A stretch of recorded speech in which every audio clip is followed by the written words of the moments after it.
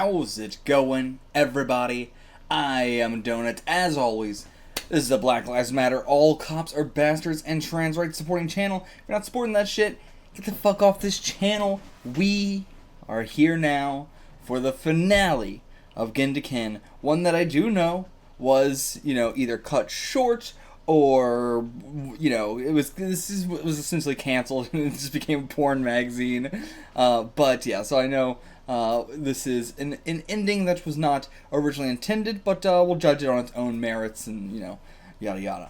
On our cover, we've got a bunch of horses, which, going into this, I feel like the only thing I knew at all about Gindiken was the word horses. I knew there was horses related to it in some way. That's all I know, but okay, so this looks like a horse, racing thing, obviously, betting on horses, I imagine, and stuff like that.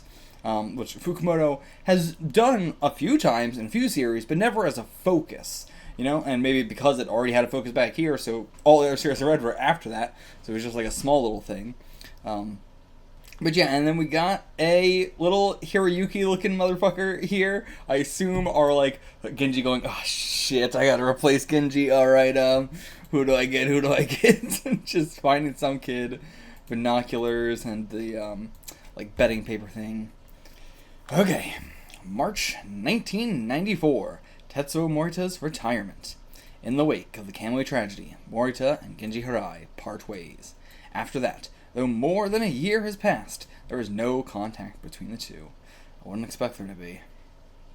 And very interesting, because I was saying, are we going to, do a Morita, solo arc sort of thing? We're going to do a Genji solo arc thing, and of course they're going to have to connect at some point, but I think this is going to be a Genji focused one, actually. The path of horse racing. The path of gambling. Okay. The path of horse racing, sure, but the path of gambling is an interesting subtitle. Okay, yeah, the time is around spring of 1995. Business as good as ever, I see, for the JSA.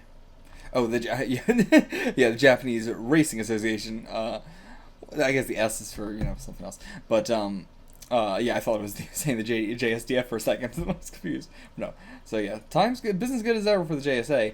And is he, also he's here as well. But are they betting, or, they got the Zawas. And this is Genji, of course, coming up. Out of all the companies in Japan, including banks, when they're in dire straits, only the business here is still good. Yeah, I mean, gambling is the only thing that doesn't go down in business. If anything, it only goes up when there's bad times. Damn. 5% growth rate. So, okay, we're going to try and squeeze some money. Yeah, squeeze some money out of the JSA. But okay, we'll take a bite out of them, whatever it takes. This feels like you've changed your strategies a lot. This does not feel like a Genji kind of thing. Okay, so, yeah, we can't bring over the chairman, because the chairman is just under the Ministry of Agriculture and Fisheries, Yuichi Kuno. But we want to take a bite out of him specifically. We're going to squeeze him dry. I would love to see how you're going to try and do this. And you're going to step into directly their arena. I mean, I feel like we already have, but I guess we're going up to an even higher level this time. But, I don't know. I feel like our political arc last time was pretty much within this realm already. Maybe not as high as, the ministries, but pretty damn close, I would say. And we'll compete with horses. Gonna fix races? No.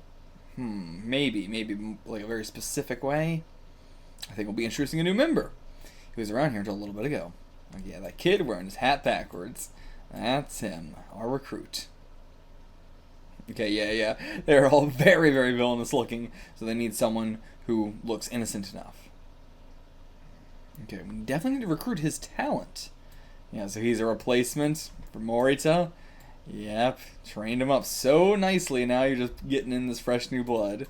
And, he was he was definitely not expecting that question.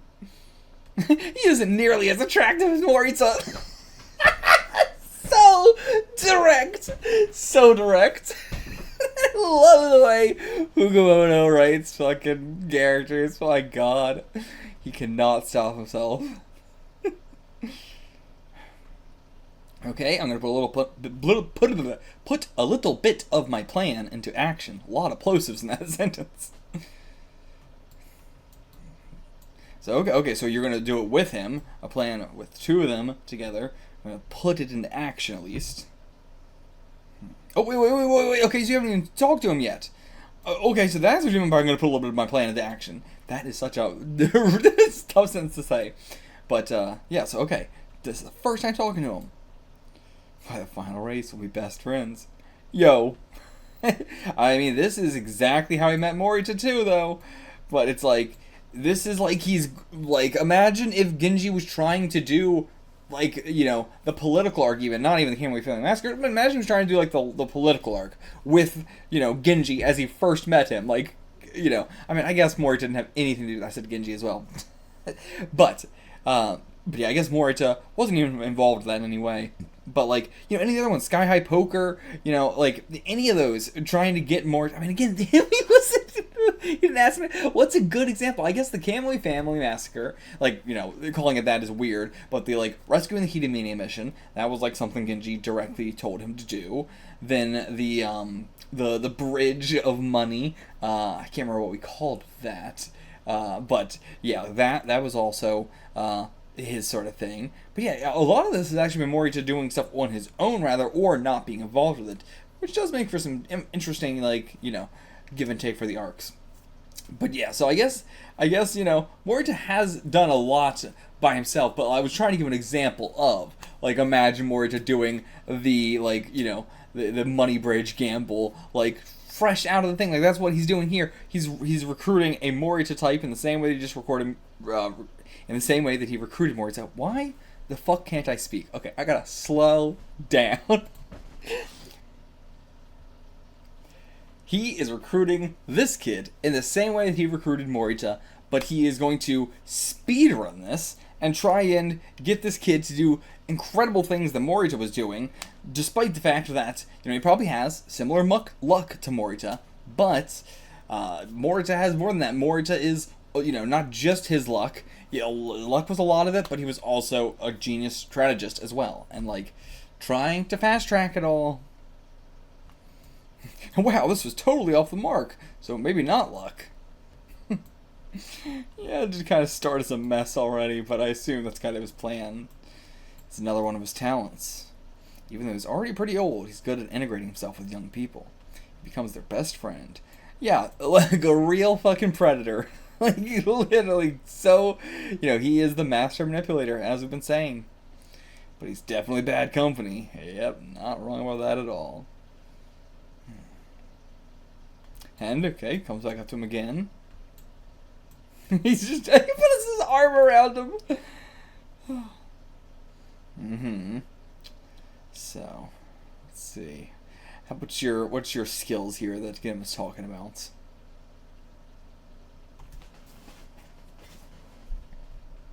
He just grabs his binoculars. Yeah, seems a little bit too simplistic. You're ready to the race. So then, what have you gotten out of, like, you know, watching him all this time and, you know, casing him? Why are you picking him?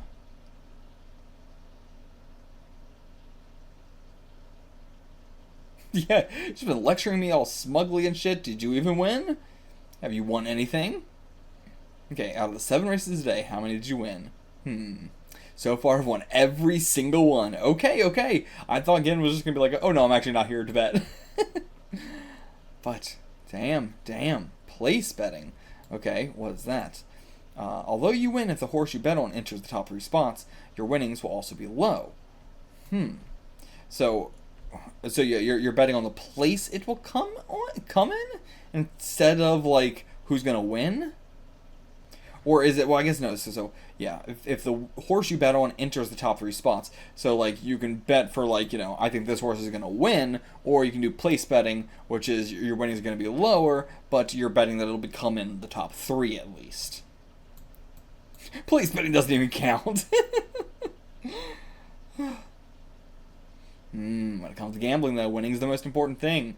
Doesn't matter how much you're winning, yeah, even if returns are low, if you're winning, you're getting money. Yeah, and you don't want to, like, yeah, he's losing his head, and that's why he's just continuing losing further and further, and that happens in gambling all the time, you know. I mean, it's the gambler's fallacy, baby. But, you know, the opposite is also true. If you're just slowly winning a little bit, you know, I mean, it depends. Like, Genji's putting it as a good thing, then in Kaiji Part 2, you know, Kaiji considers it a bad thing. It really depends on the kind of person you are. Also, isn't 5% good? Bringing it back. Okay, so this is how we tie him in. For both the single ticket system and the place betting system, they come with an extra payment of 5%.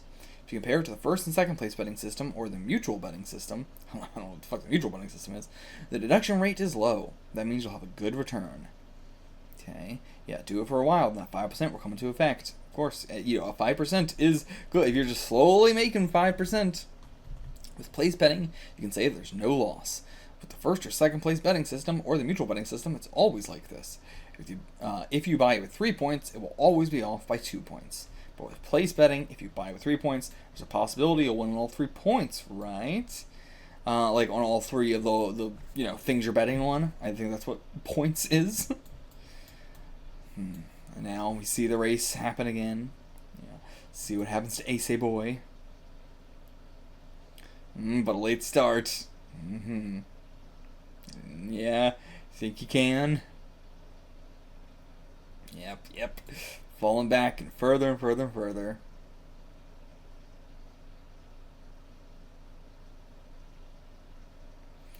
And there we go. Yep. Crushing defeat. 8th place. 8th place. But, what is this? When a big favorite is snuffed out, the dividends for place betting skyrocket. Well, about 20 times anyway. That makes an 8th match streak. So he...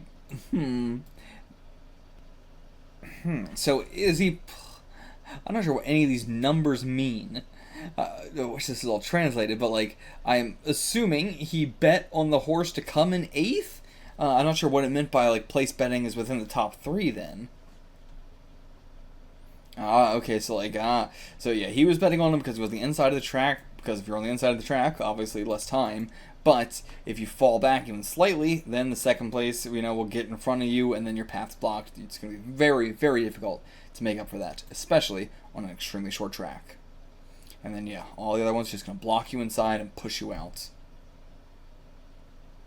Okay, and the reason why I thought he would have a late start is because he was the first one to be put inside here, and so, yeah, they don't like being in small spaces. So, yeah, he's going to, you know, get agitated and very likely to, you know, fuck up. And, yeah, other reasons he'd have a late start, but you probably wouldn't believe me. Yep, match fixing. This world is rigged! Alright, so time to bring another youth into it. Time to break his world apart. But yeah, okay, I wouldn't go that far. Trying to make a certain horse win, you would have to rig the position as all the horses. During this last race, the one in the second gate was Takumi no Chikara. After that, the 6th gate held Nipper King, and the 7th gate held Jun Taiho. That was the one who won first, that was the one who won second. Okay, all 3 are the same owner, so in that case, amongst them, the one with the greatest strength, Jun Taiho, and Nipper King were most likely to win. They put up a united front, so gate number 2's Takumi no Chikara was what you would call a throwaway piece. His own loss or win didn't matter. His goal was just to stop the favorite boy, Ace Boy. Or was it stop the favorite boy? But, okay. So yeah, this seems fucked up that you can just own 3 horses in the race. But I mean, I'm not surprised at all. You know, the world is rigged. But, yeah. Probably dug his heels into the horse's stomach on the gate to get him to, like, act all agitated. So then, yeah, spread to the one next to him, and as a result, loses his cool, falls back. I mean, yeah, it's such a simple thing, you know, but it's like the kind of thing where it's like, yeah, you're not going to be able to track that sort of thing. Just like, you know, I mean, of course, if you go to any gambling place, there are these all over the floor, everywhere you cannot imagine. This is a small amount, but yeah, you know, it's so reminiscent of the scene with Morita. But yeah, of course, anybody would do it. Take a look at the world. That level of rigging is common practice. The world's overflowing with it. And okay, we're going straight to the JSA. The top personnel, the chairman, is always a top bureaucrat in the Ministry of Fishing and Agriculture. They decide on the permanent vice minister. There are no laws that state that they must be separate. It's simply a bad practice they've been repeating for a long time. It's what they call amakudari. Yeah, so that's enough to become the JSA president even as a civilian, although there are plenty of other talented people. But yeah, they wouldn't even consider someone from the private sector. Of course not. They pass their interests around solely within their own group. Yeah. Great for them, like that enclosed world. Of course. I mean, yeah, everything's like this. But big surprise to him, he's very, very young.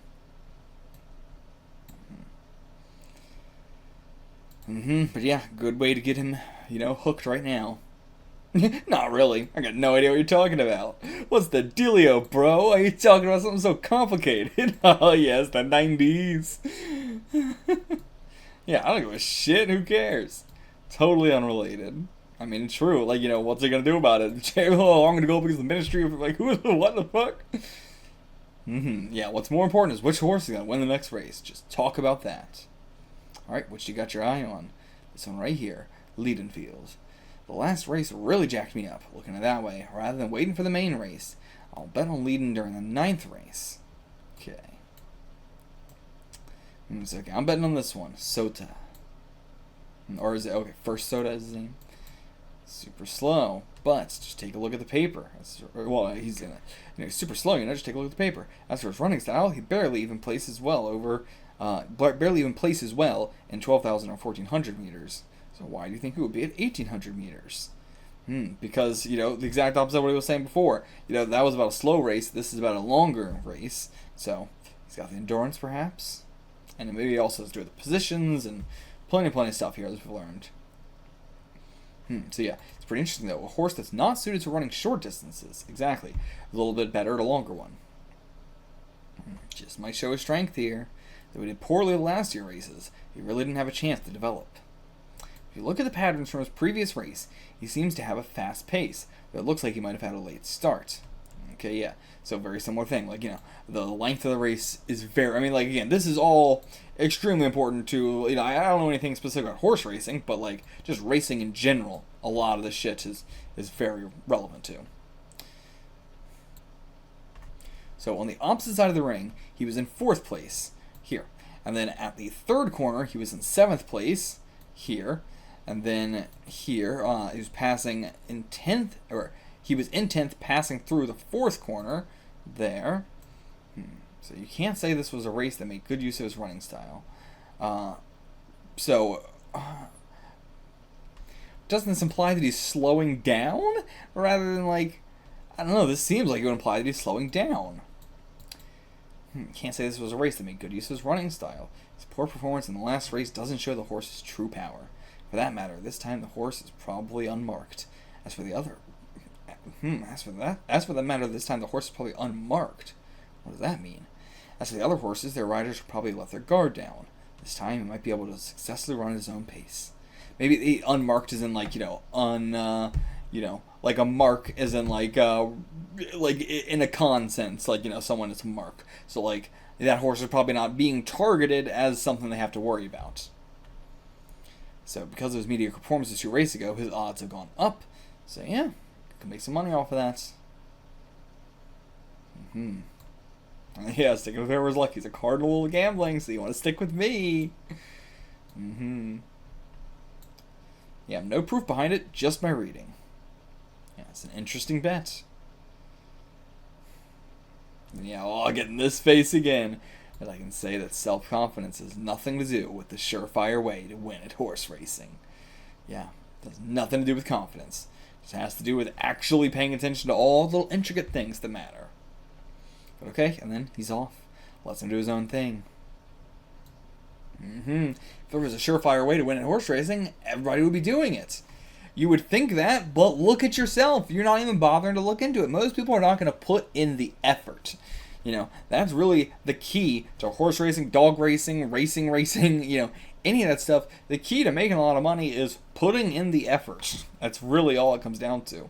I mean, it's not all it comes down to. A lot of it's rate as well. It depends on the location. It depends on the business and all that shit too. But a big part of a lot of stuff like that, a lot of sports betting in general, just comes down to actually putting in the effort and relying on a lot of other people to not put in the effort. So, okay, did he change his bet? I don't think he did. I think he stuck with his own. So let's approach the 9th race. Let's see how it goes. Yep, first soda runs ahead. He's ahead by 5 horse lengths, 6 horse lengths. Yeah, going just like... He's right here. It's hard to say if it's decided yet. Slow pace horse is a good flow going. And oh, he got a ticket. If he wins, he'll get 50 times his payouts. Okay. Whoa. Yeah, no, he still bet on line field. So, okay, he didn't, he grabbed his ticket. I thought he was handing him one where he bet on first soda. But, no, he was very surprised that, what? You still bet on leading field? Let's see. What if he has that luck? What if he has that Morita luck? And, okay, so Genji still bought his. Yeah, you don't bet based on what others say. Who the hell would buy that? I'm not going to make a choice based on your guess. It's only Spirit at this point. What do you want out of him? Okay. Let's see. Closing up the gap. He might make it. And again, walks away. Oh. He surpasses. Yeah, okay. Hell yeah. Yeah, what do you think about that, Pops? And he's just gone. So, just here a second ago. So. Yeah, all that rambling, just run. Now he's nowhere to be seen. But, oh my god! He held both, and he swamped him before the race finished. So he was just playing him the whole time, maybe? I wonder. Oh my god. That's genius. And yeah, so he must have swapped him and then held it up for him to grab it back. And yeah, he did it when it was still clear first soda was in the lead. But again, I wonder if this, the fact that he was so shocked means that, either he wasn't expecting this and in the moment decided to swap them, or, he was like, holy shit, I was right, this kid was gonna, did he plan this the whole time, or did he decide in the moment? But damn, you got played, sucker, you got played. Naive boy. Your feelings are just boiling over, aren't they? Where'd he go? You ain't gonna find him. Oh, you got played. These are all so different from how Fukumoto normally draws. This must be him relying heavily on some assistance for this one. Because I can't imagine Fukumoto drawing any of these people.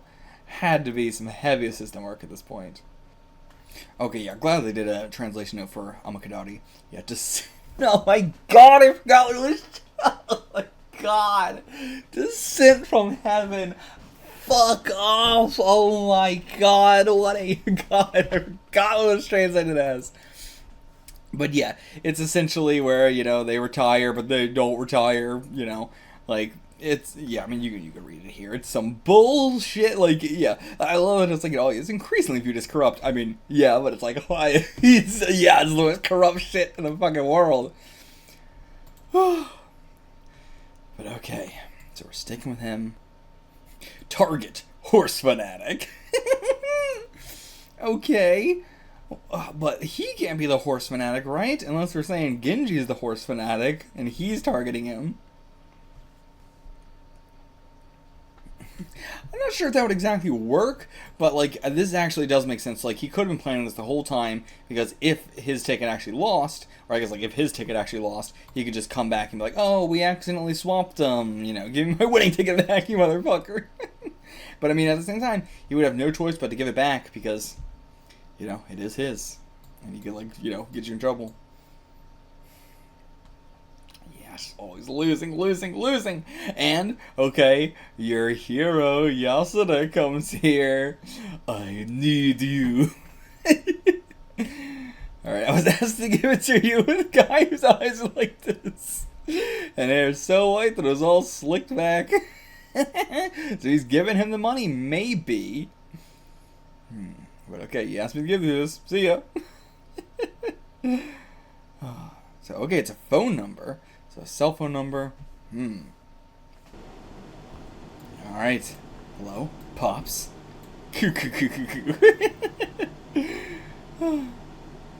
Alright, it's only worth 100,000 yen. Yeah, totally flustered. That's why you always lose. Gotta keep your cool. Just consider that your tuition fee for teaching you how to win at horse racing. I mean, it's a scam. That's how you win at horse racing. A scam. Yeah, this winning strategy is, in other words, fraud. Glad you at least realized that. But okay, I'll give it back. Alright, come here and we can talk from there. About 15 minutes on foot from the main entrance of the Tokyo racecourse. Okay, rushes there. And waiting with a big old fucking box truck.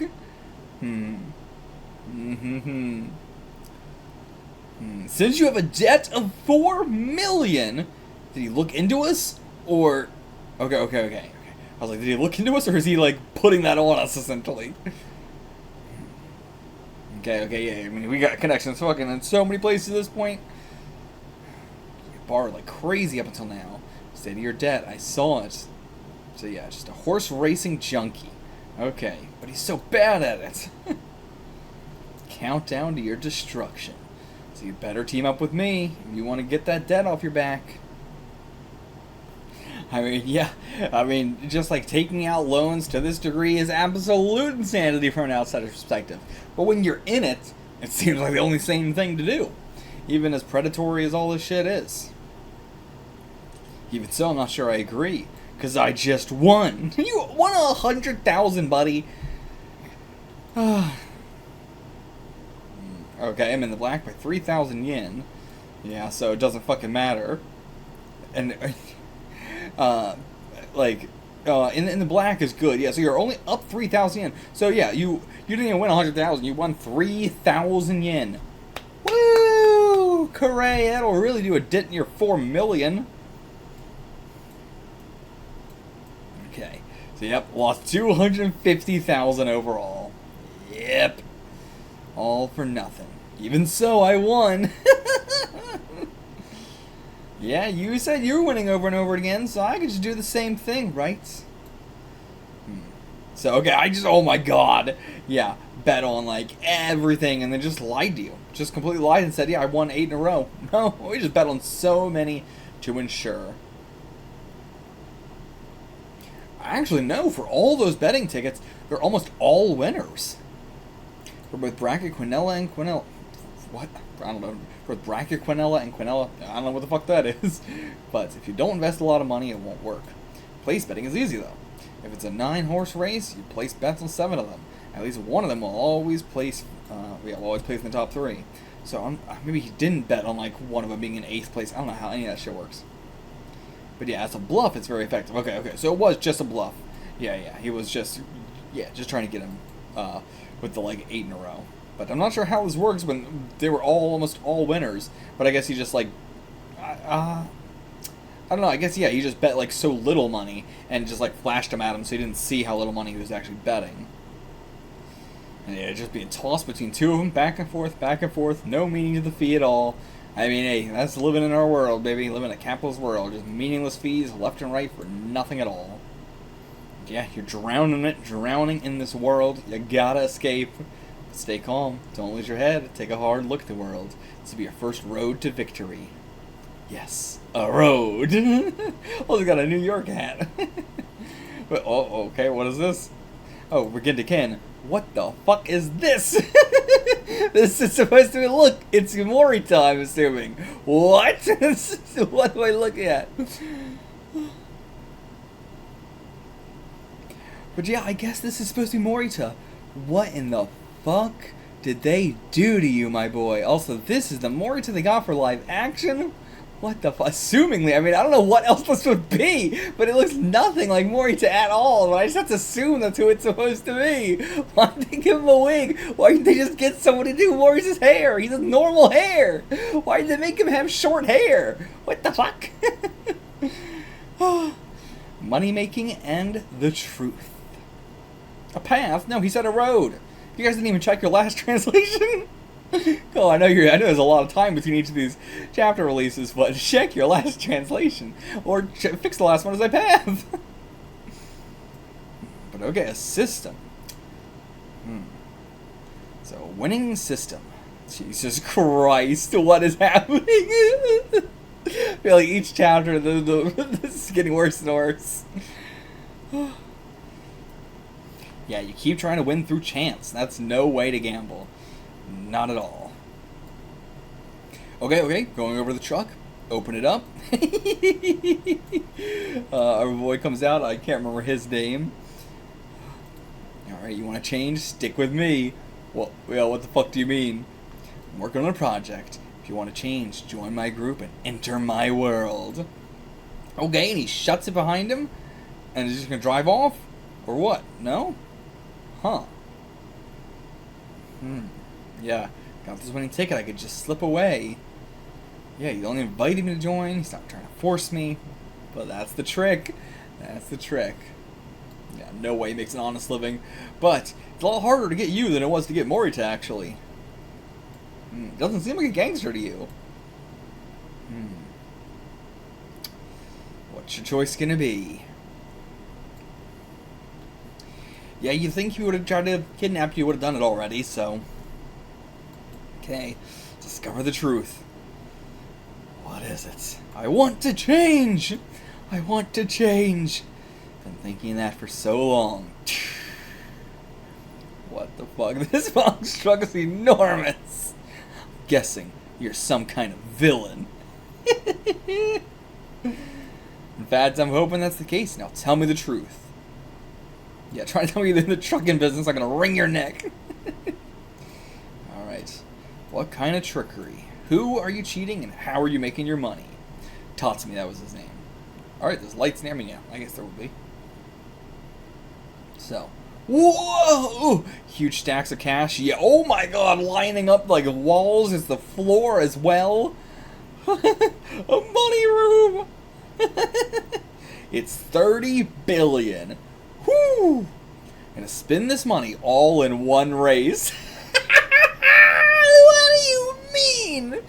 What do you mean? All of it. 30 billion. Imagine walking up to the counter. Yeah, 30 billion on fucking this horse. Oh, he's definitely lost his fucking mind. Yeah, the 30 billion race of the underworld. That makes a lot more sense. You know what I mean? Let me be clear. I figured that was going to be the case. I was just joking about just going up to the counter and stuff like that.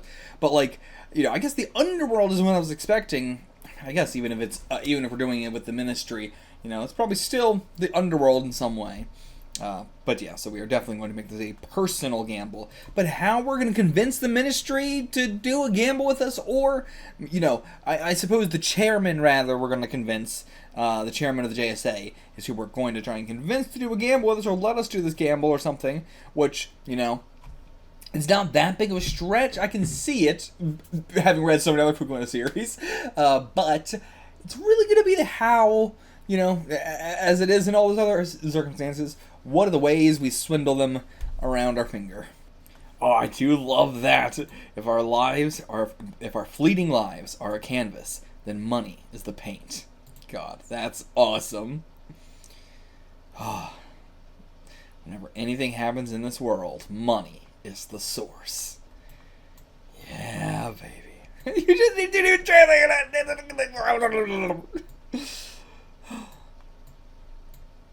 And okay, I'll snatch it. I'll take it. Yeah, you're gonna fix the race. Yeah, like we talked about earlier. You know, nothing like direct, but his art style looks so weird. Is it just me, or like what is up with this last arc feeling so weird for his art style?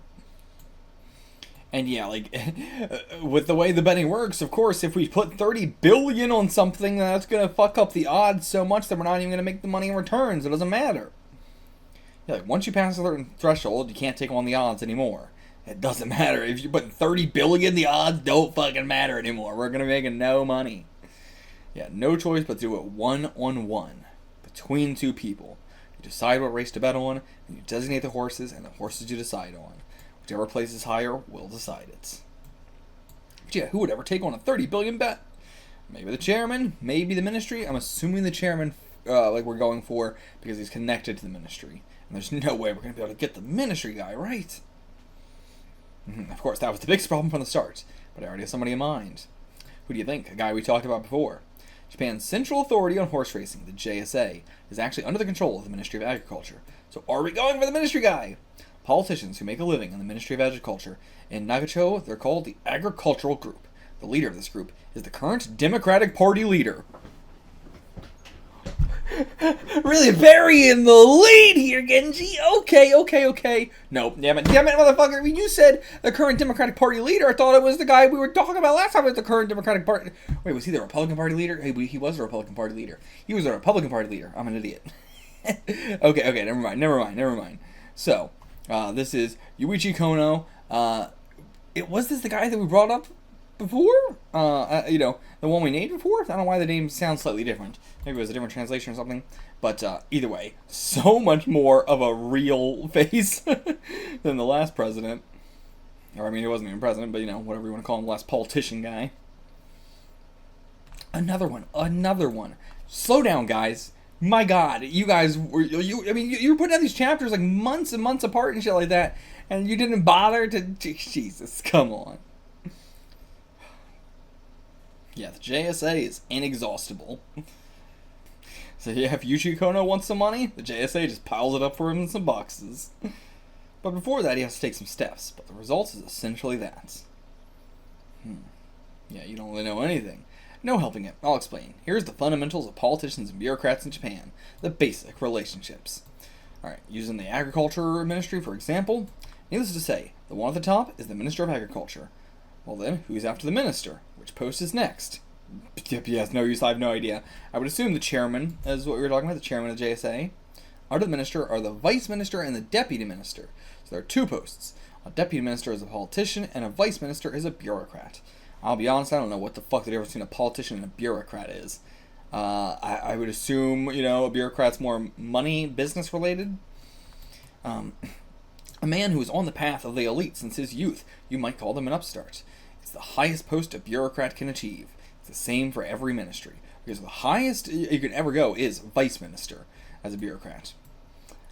That bureaucrat is number one, the Vice Minister. They become the brains and virtually run their ministry. It's only natural. When there are cabinet changes for the minister and deputy minister who were appointed so suddenly, there's no way for them to know how the ministry works. They're no better than a baby. Total amateurs.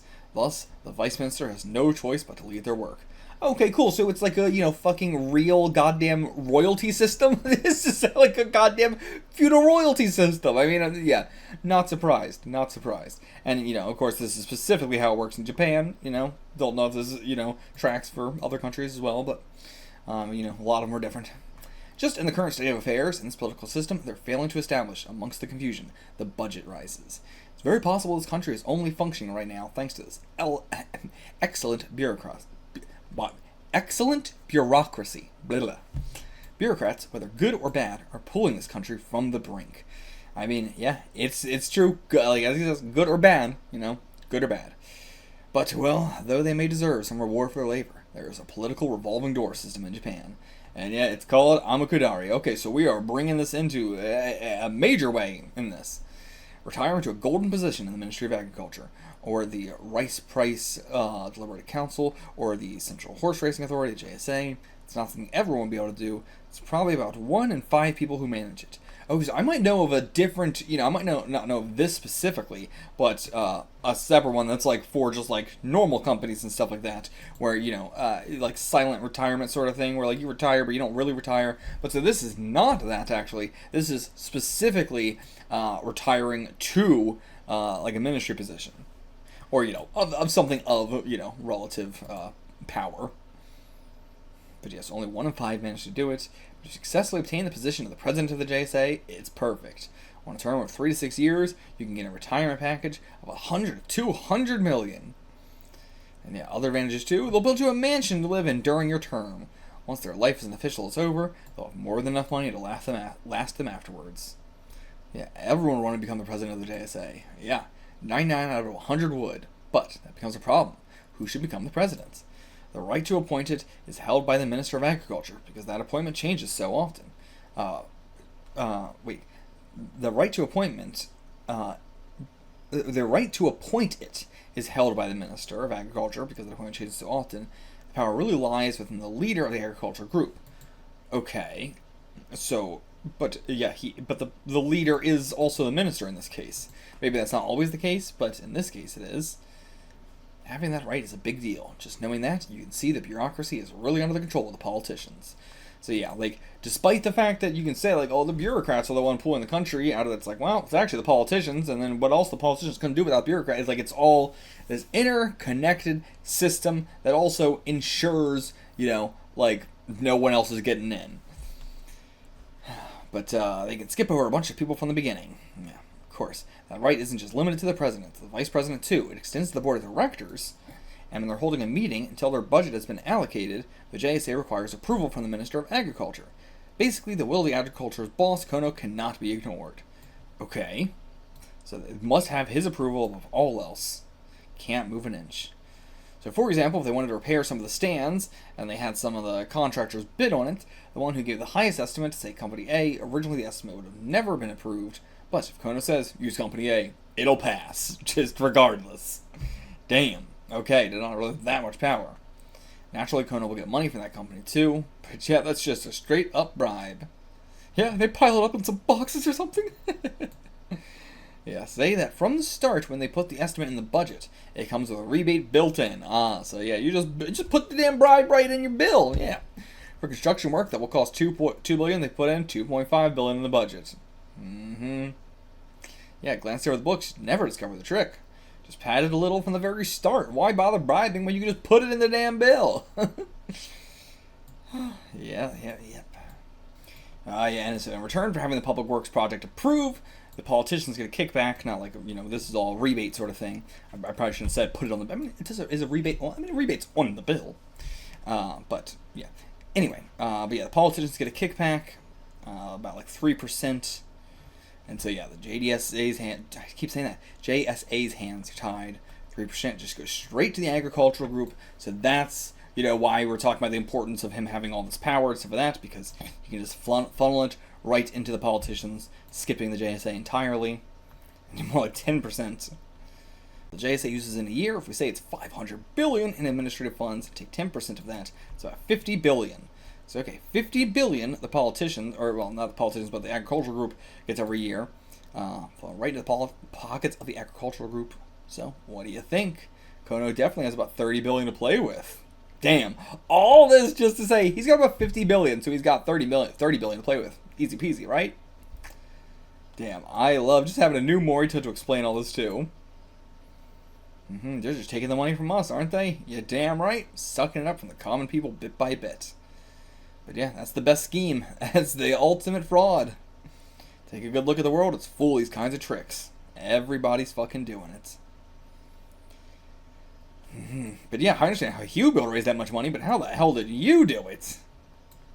And yeah, so just recapping the arc in which we got all this.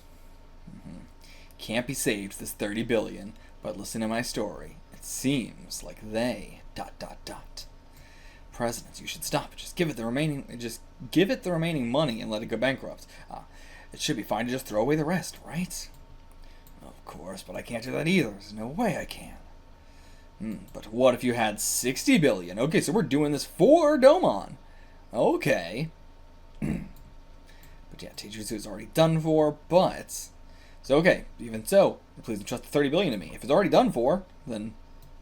But I will double it. Alright, and we're just trying to double it straight up. I wonder if we'll get, you know, it'll spiral even higher, but I mean, how would it spiral even higher? You know, we only have $30 billion to pay. Oh my god, you couldn't even hit the pit. Guys, for Christ's sake. Oh, it's such a shame that almost every single Fukumoto series has such terrible scans.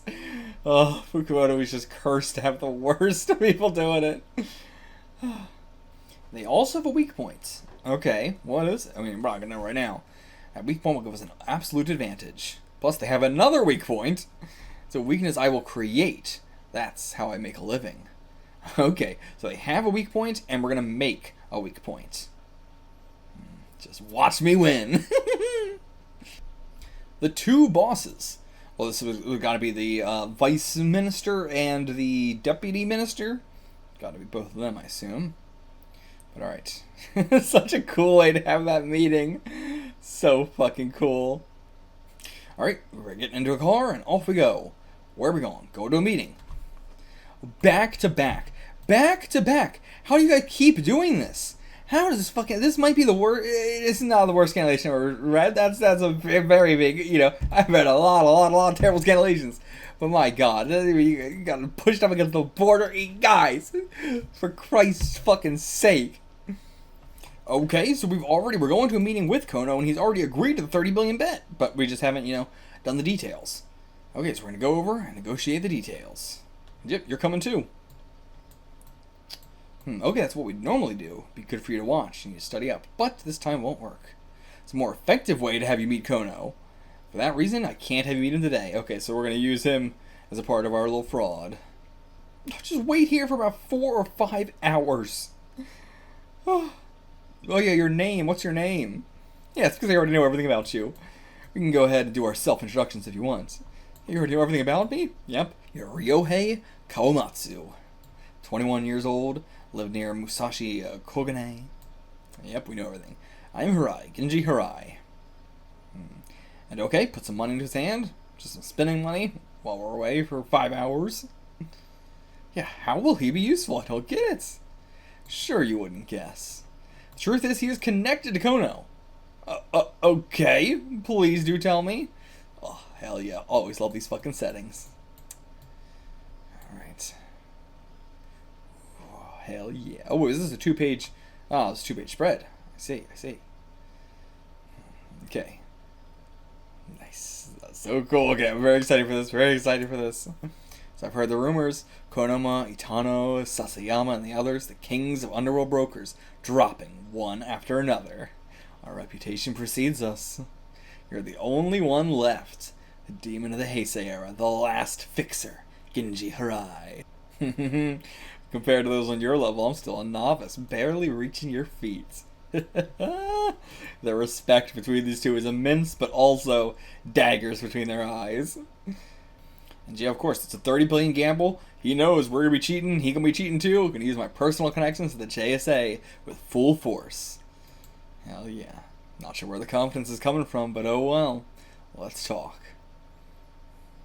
Okay, so scheduled for mid-December. As for how we will determine the winner, that is, the horse that comes in first place will decide who wins.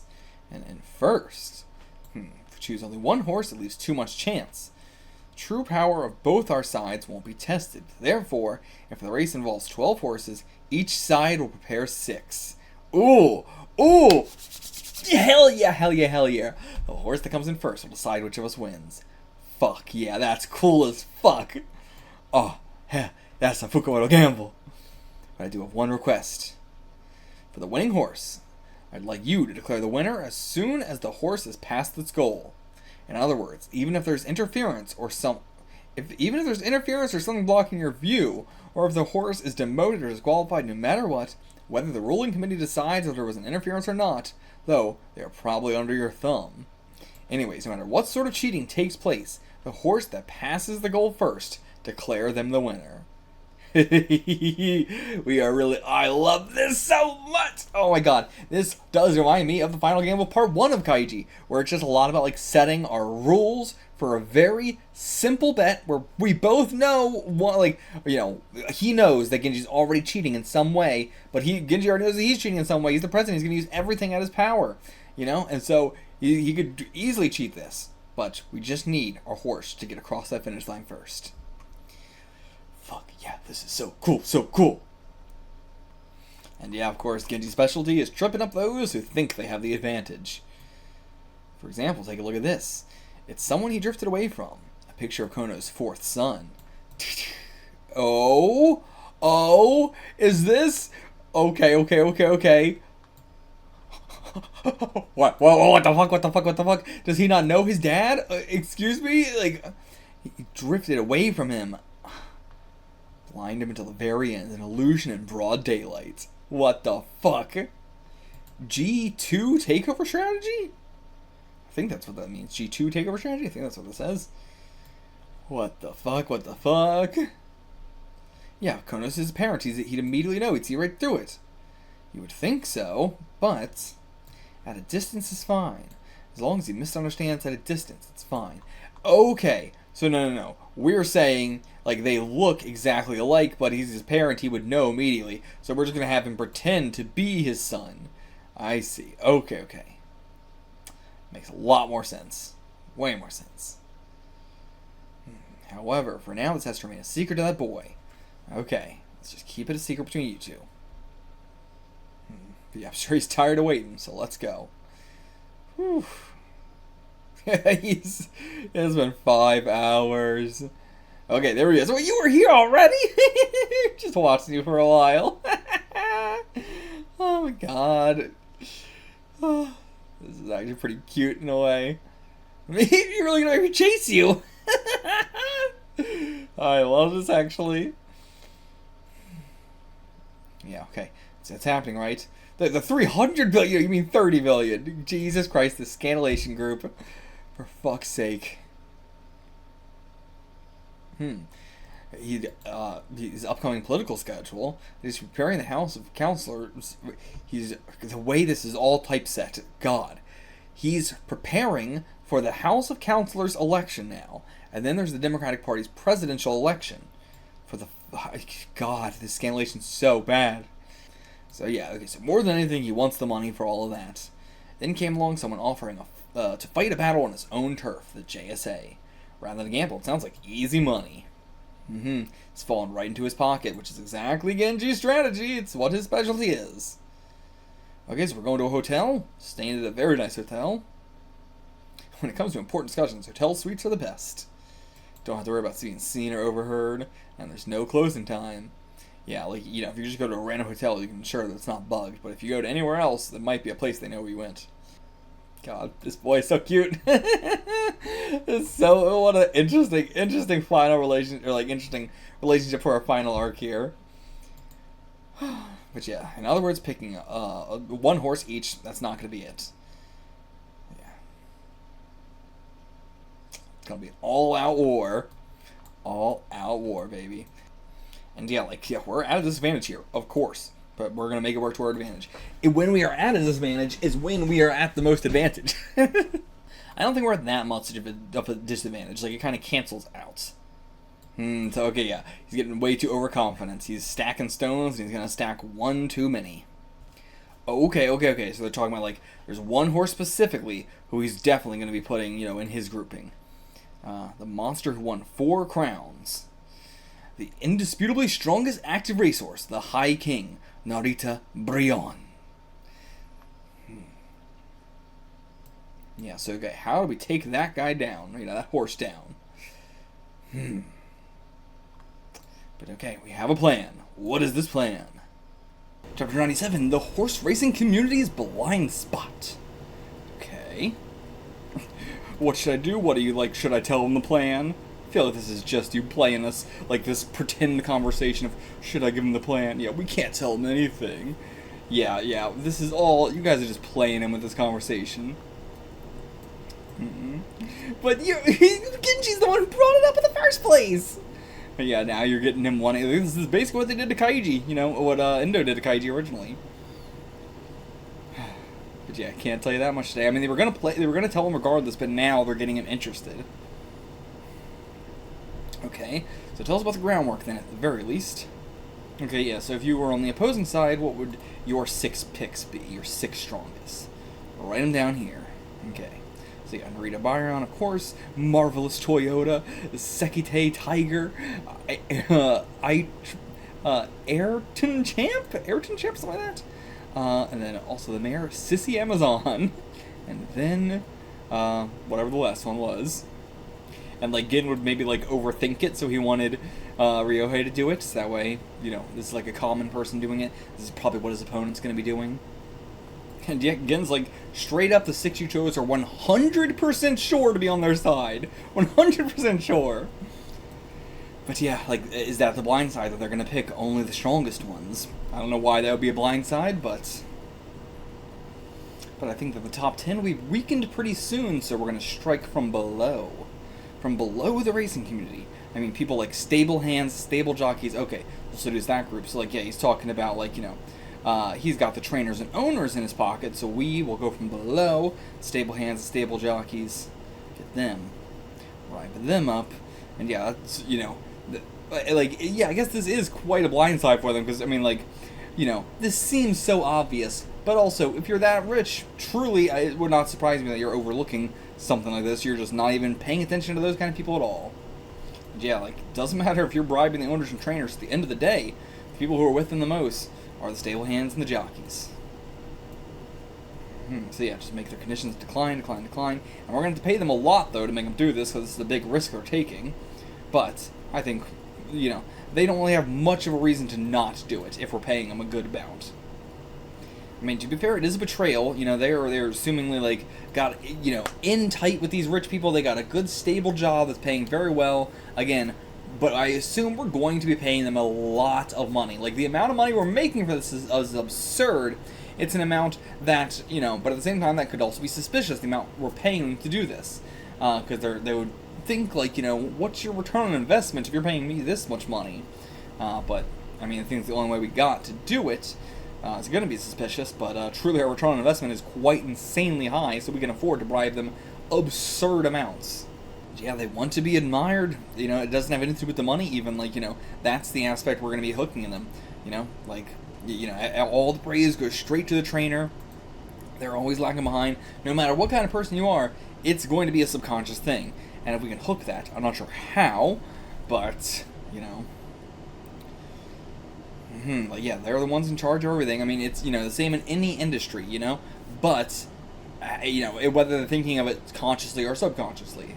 Like, you know, it'd be a lot easier to get the ones thinking of it consciously, but the subconscious ones are the vast majority of them. But that's the real thing. Like, you know, we could say all this, you know, night and day, but how do we do it? And true, yeah, like, they would just, you know, get, like, a horse ripped out from one of them. You know, you're training this horse your entire life, and then suddenly they're like, you're on this other one. Yeah, handed to a famous jockey, and not you. It's okay. Yeah, rip them open. I'll speak to them over and over about their achievements, about their true ability. Okay, so we're going to play the long con. You're just going to pretend to be their friend. You know, true friend, I'm respecting you for your achievements. And then, hey, you want to betray your boss? I swear, it's not. That's not why I approached you in the first place. And then, yeah, of course, in the very, very end, then we use the money at the end to give them a little bit of a push. But yeah, that's not going to be the deciding factor. The deciding factor will be that feeling of what will complete their seduction is their total comprehension of that feeling. Their understanding will do it. Is their total comprehension... I guess, like, yeah, I thought he was about to bring up something else, but no, he's saying that feeling as in, like, everything we just discussed. Like, that will be the thing, you know, that feeling of inadequacy, really, is what I would say, you know, is what's going to hook them. And that feeling of, like, Ryohei, you should be suspecting this too, because what I thought he was getting at here is, like, that feeling of, I'm just your friend, which is exactly what he's doing to you. Yeah, God, I love these shots of Genji. Such an evil, evil man. Using that method, hundreds of people on every level. I've dragged them over to my side. Already, I've dragged them over. Yeah, this has been a long con. He's been doing this for years, probably. I don't even think months. I would say multiple years at this point. And yeah, once they betray, the horse is as good as done. No matter how great the horse is, they can't win without good training. Even Narita Brion. Hell yeah. I mean, this seems too easy now. We went from this seems impossible to this seems way too easy. I see. So yeah, just like given it's the horse's food, lots of water, so its weight doesn't actually change. Nothing on the surface seems different, but it doesn't have the stamina to win. Can't even get in the fucking bubble. But okay, yeah, then yeah, they just drop it, cut some corners. But yeah, so no drugs, just like very subtle things, you know, that have to do with the training, the jockeys, and everything like that, and like. It's not going to seem too suspicious. You know, it's just small things. And yeah, fair, just like for 2 weeks, just be hands off, you know? Just don't train them as much. That's all we're asking you to do. You know, really, we're not asking you to do anything. Like, even all this other stuff is like, we could do this. But in all honesty, the best thing is just like, don't train them very much. Just don't train them very much.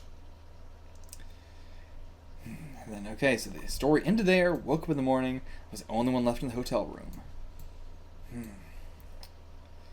And now, okay, just got a little, just like a big giant shirt in his boxers. Was this even the shirt he was wearing? Yeah, I suppose it is the same shirt. But yeah, I don't think I've ever seen Fukumoto draw a character like that. We'll contact you when the time is right. And it's so fancy too. That's all the letter said. Turned it over, nothing on the back, just completely empty, and a little phone to be contacted with. Okay, phone and a charger.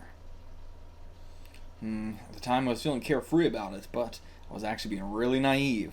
Next time we meet, no more bullshit. But yeah, I'm so worried for you. I hope you don't somehow end up dying and all this. Also, was that just shorts? Oh, no, those are boxers, and then he just puts on like shorts that are barely longer. But absolutely that, okay. Anyway, that cell phone absolutely never rang. Thought it'd be 2 or 3 days, maybe a week at most, that they would contact me then. But May came and went. Damn. Yeah, time's just passing, still didn't ring no matter what. And yeah, you have no way of contacting them. Like this, the story about the 30 billion horse racing gamble, it all felt like a daydream. Maybe it was just a delusion sprung from my horse racing crazed mind. Yeah, like, yeah, you'd be going crazy over this, like, did I hallucinate all that when I have the phone? Did I buy the phone? Like, what the fuck? Why is nobody calling me? So September. Damn, yeah, a lot of time's passed. Around that time, I'd hang around this one fast food place. That day, I'd been waiting for Ginsan at the... I'd been waiting for Ginsan at that fast food joint. Like, yeah, the day where he met up with him, he was, waiting here for him, so that's why he comes back here. So I'd wait there and stare at the unringing phone, sighing. It's almost like being lovesick. He's got you hooked, man. I need you. He's got the system working on you. He's got it.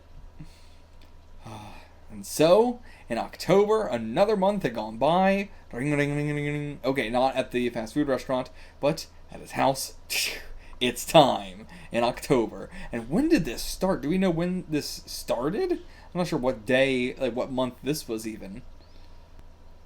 I guess we are saying like probably, yeah, it was like May that all this was happening. So May to October. Whew. Hell of a wait for, something like this, something that would change your entire life, something that's hard to like move on with, How do you just go get a job or something while you're waiting for all this? The certain victory scenario. Okay, let's see it. It's better begin. Chow! No, don't you fucking say chow, you son of a bitch! There's a few things I had to think about. Anyway, you want to meet up today? You son of a bitch. You son of a bitch. Okay. Picked him up. God again, you asshole. But he's got him hook, line, and sinker. Okay, so there's a rally today at a hotel that we're going to for the purpose of beating the JSA and the Agricultural Party's Kono, a rally meant to strike at this great evil. Today's the kickoff. Okay. This is okay. This is in the horse racing world. This is what they're saying about the match we're in. This race can barely be called a gamble. The difference between our two sides is too great. Oh, this is all so we can make more money. This race they're holding. Like, yeah, so this is, public. I thought this was going to be a very private thing. But, no. And yeah, they're like always sinking misappropriated funds into this and all that shit. Yeah, it's a tyrannical, foolish move. But it works out for us. And yeah, because we're the underdogs, the powerless ones, everybody's rooting for us, saying we're the heroes gonna go defeat the tyrant. They do not know the half of it. Okay, we're here at the rally. The basement of the Tokyo Hotel Harumi. Rented a large floor, and yep, they know us. All of our comrades already assembled. Okay, so this is our group here. Never mind. And just in case, wear these. Some sunglasses. You're my secret gem. I don't want to reveal your face in front of too many people yet. Yeah. Okay, yeah, just trying to hide that face. Yeah, should just be a meeting with your comrades, so it should be alright, but just in case. Alright, and here's all the people. Holy shit. It's a hell of a lot. And yeah, cheering us on as the hero, the man to take down the JSA. This is crazy. So unlike a Fukumoto series. So unusual. In the blink of an eye, just enraptured by everybody. In the middle of a storm of cheers, people, praise. Went up to the platform, we gave a speech. spoke about the corruption of politicians and bureaucrats, condemned their conclusion, or their collusion, condemned their collusion, deciding that the worst was the agricultural side's boss, Kono. The current match would deal a crushing blow to Kono. Yeah, he preached there was a crusade against him. He's so good at working people. And so the ones who pledged their cooperation in this war, that is, those who offered him some open horses, he introduced those horse owners one by one.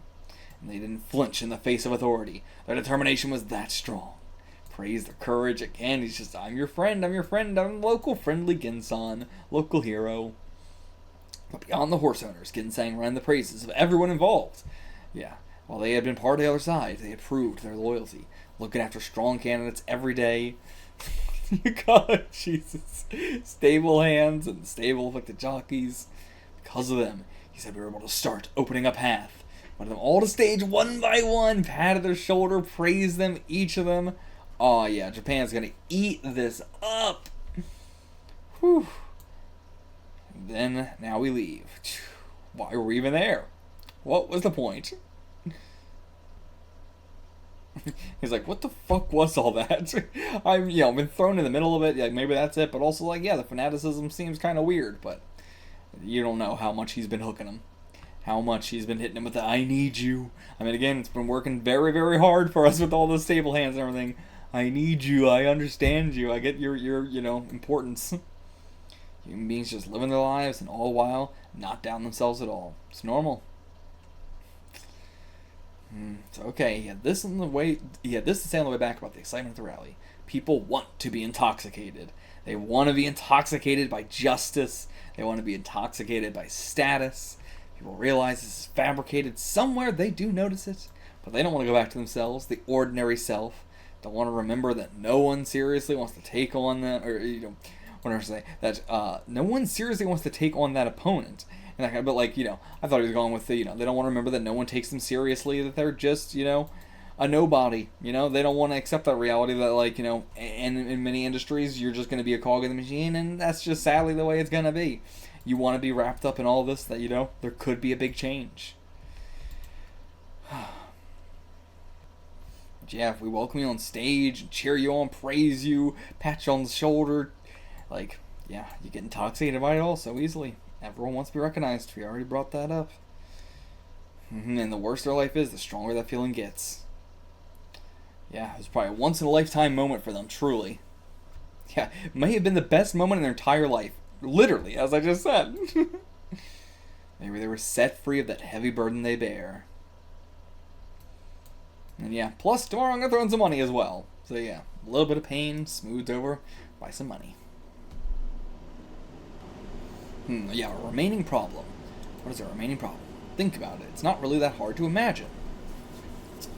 What is our remaining problem? The realism of just how do we actually get Kono to hand over the money when we win? Something like that. Like, that does come up in quite a bit if we win a series. So, like, okay, sure, you win, but do you really think they're just gonna give you the money? Otherwise, I don't know. Worsening the condition of the horses on the opposing side by bribing the enemy's stable hands. And yeah, it's going smoothly. Why are they doing it too, right? Is that what we're gonna say? Okay, we're missing actual jockeys. Like, yeah, we have the stable jockeys, but not actual jockeys. Okay, so the biggest bottleneck for us, the most irritating problem, is the jockeys themselves. Right. Because, like, yeah, like, that's going to be something they're all going to have in their pocket. Okay, so, like, the horse owners and stuff, we didn't really have to worry about because, they can't really be affected, but they'd actually be going against the JSA, the jockeys, so that's the problem we have there. Yeah, there are rebellious men, but... Oh, okay, I thought it was going to be something of just like, yeah, there are some rebellious men, but not rebellious enough to be like this, but no, we're going to meet with one. Here they come. Who is that rebellious jockey? It's Yukinori Okabe, okay? He's been Kanto's leading jockey for several years straight now. His other star colleagues are in around the 1,000 win range. Yet he alone boasts 2,000. Okay! He's ventured into never-before-seen territory. He is inarguably Japan's strongest jockey. We have Japan's strongest jockey. He is our rebellious jockey.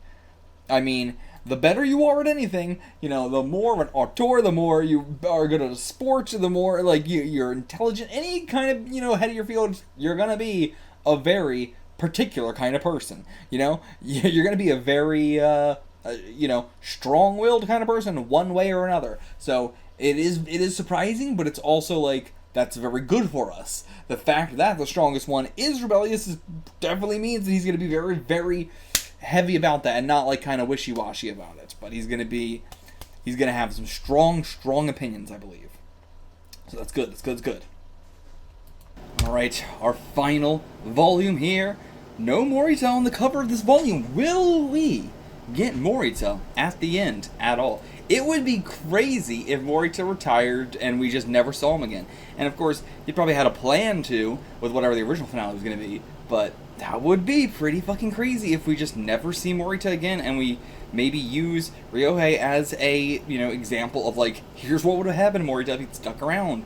I don't know if, you know, it doesn't seem like they're on quite the same trajectory, but at least, like, a, you know, here's what happens if you stick around again too long, sort of thing.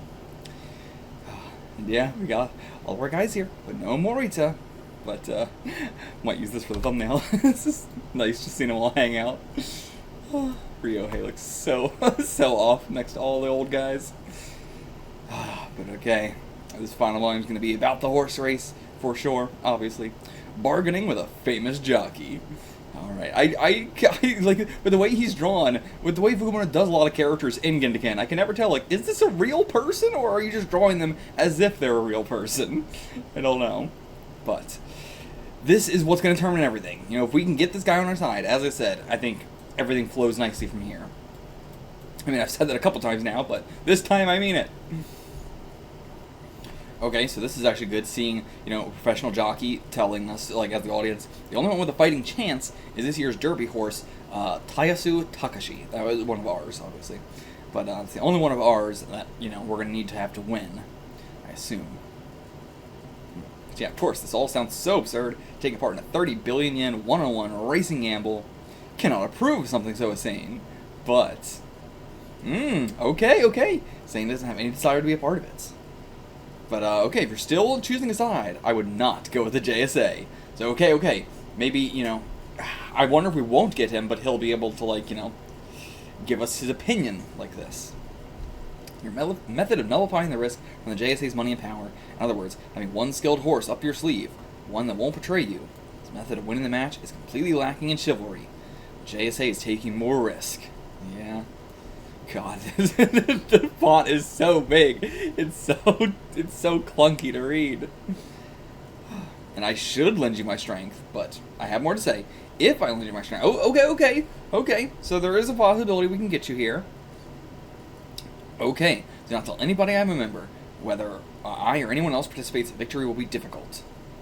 So, like, But, okay. But so he's saying, like, don't tell anybody I'm a member of your group here. Like, that's just what he's saying?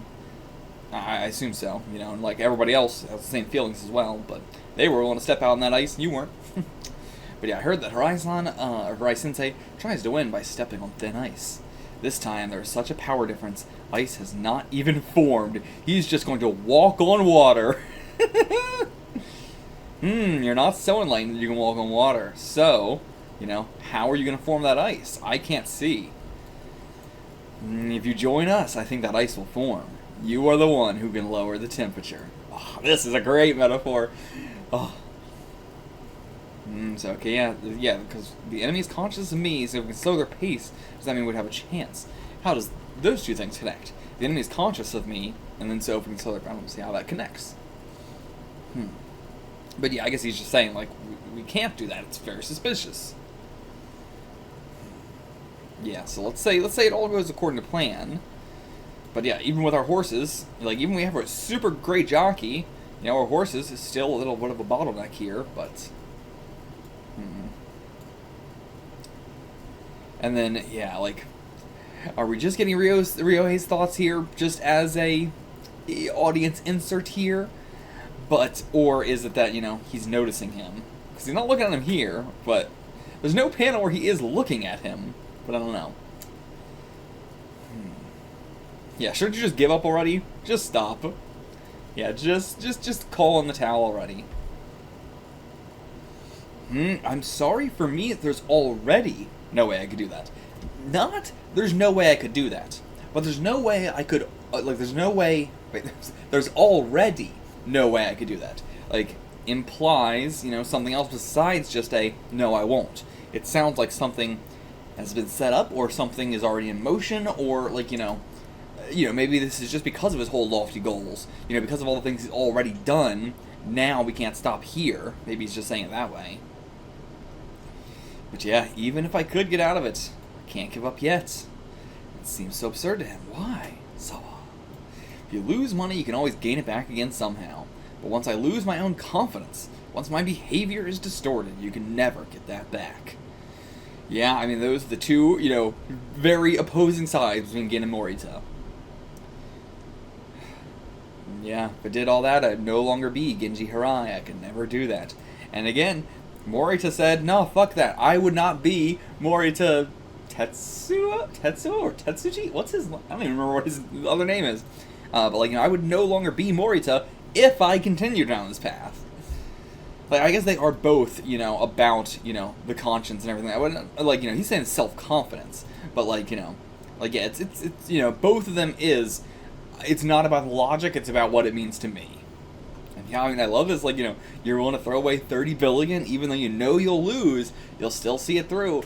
Again, you say that the exact same thing to Morita the other way. You're willing to throw away 30 billion yen, even though you know we'll win, you're still not going to see it through. You may not see it as dignity, but even though I know I'll lose, I think there are times when you have to fight. Yeah, I mean, there's fights for your, as we learn in Bleach, fights for your pride, fight for your life. This is a fight for your pride. He doesn't care if he goes bankrupt, and it is a fight for his life, He loses this, there's no coming back with, you can get the money, but, he's saying in general, you lose money, you can get it back. You ain't gonna get 30 billion back, your life's over. You don't have a life anymore. No, not have expected this from you. Usually you have a certain victory, but... Man, he's really cornering him with just if I do it the right way, that will be enough. Lofty words, but what an insane thing to say. Just trust me, because I'm Hirai. So even if you join us, I won't say when. Okay. As long as you do it the Okabe way, that will be enough. Just do it your way. That's all I'm asking. So yeah, I'm not putting on you. I don't need you to win. I just need you to do it the Okabe way. Alright, what's this question? Assuming I decide to race, if I change the pace of the horse's trot in the middle of the race and the others followed, in that case, I won't drive the pace anymore. Let it slow down. Would you mind that? Okay. Then from about 50 meters to the finish, while neck and neck competing for the first, if I came out on top, would you want me to do that? By all means, please slow the pace. I'm not sure if I understand what this means exactly. So I guess he's saying, if I did this in a non-obvious way, is that okay? If I did this in a very risky way, where I want it to be like a real horse race, where it's I'm just going to slow the pace, and then get us neck and neck, and then, because I've slowed the pace, it's now, our horse is possible to win. So it's is he just saying, can I do it in a kind of legit way? Is that what he's saying? I have to assume, otherwise I'm not sure what we were getting at. And okay, so he bows down. In the upcoming race, I would be honored to ride. Okay, hell yeah, we're letting him keep his own pride. Ooh, okay. Cutting away from Gin and them to see Okabe and his little guy's reaction. Come on, what is God, I really wish the typesetting wasn't so bad right at the end. But yeah, if you ride to the other side, you're going to become an enemy of the JSA. There are lots of disadvantages. But don't be so stingy. Someone willing to put up 30 billion, who never says when, showed me his own team. That lineup of horses was terrible, and the JSA's horses are like an all-star baseball team. Arai's side is like a B-class team full of string players. Certainly lose, and he hasn't decided on Jockeys yet. Back then, he was aware of an Okabe who was not tied to the JSA. Hirai-san wanted to have me at all costs, but he never demanded that I come. He never used violence or high-handed threats. He acted like that in spite of the situation. I can't abandon someone like that. Yeah, we're getting him via his own pride, via his own, Genji saying, I think I can do this if I do it the Hirai way. And, like, that's not the Harai way, you know? He's doing it in a way that, like, the fact that he is doing it in this way is stronger than if he used violence, used heavy-handed tactics because of the person he's using against.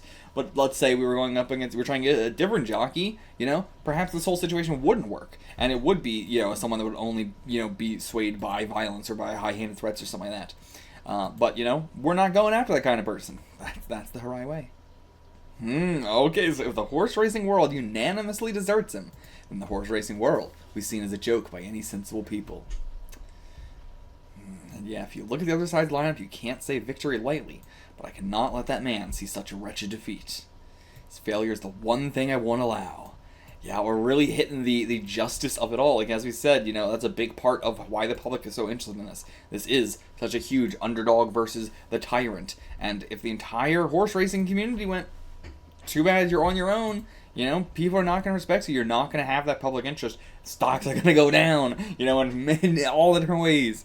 Like, it's going to be bad for your own business. And, like, you know, he's not thinking of it in that way, but also, you know, I mean, he is, but you know what I'm saying? Like, I think more it's the actual, like, humanity of it. But, you know, again, hit him from multiple angles, right?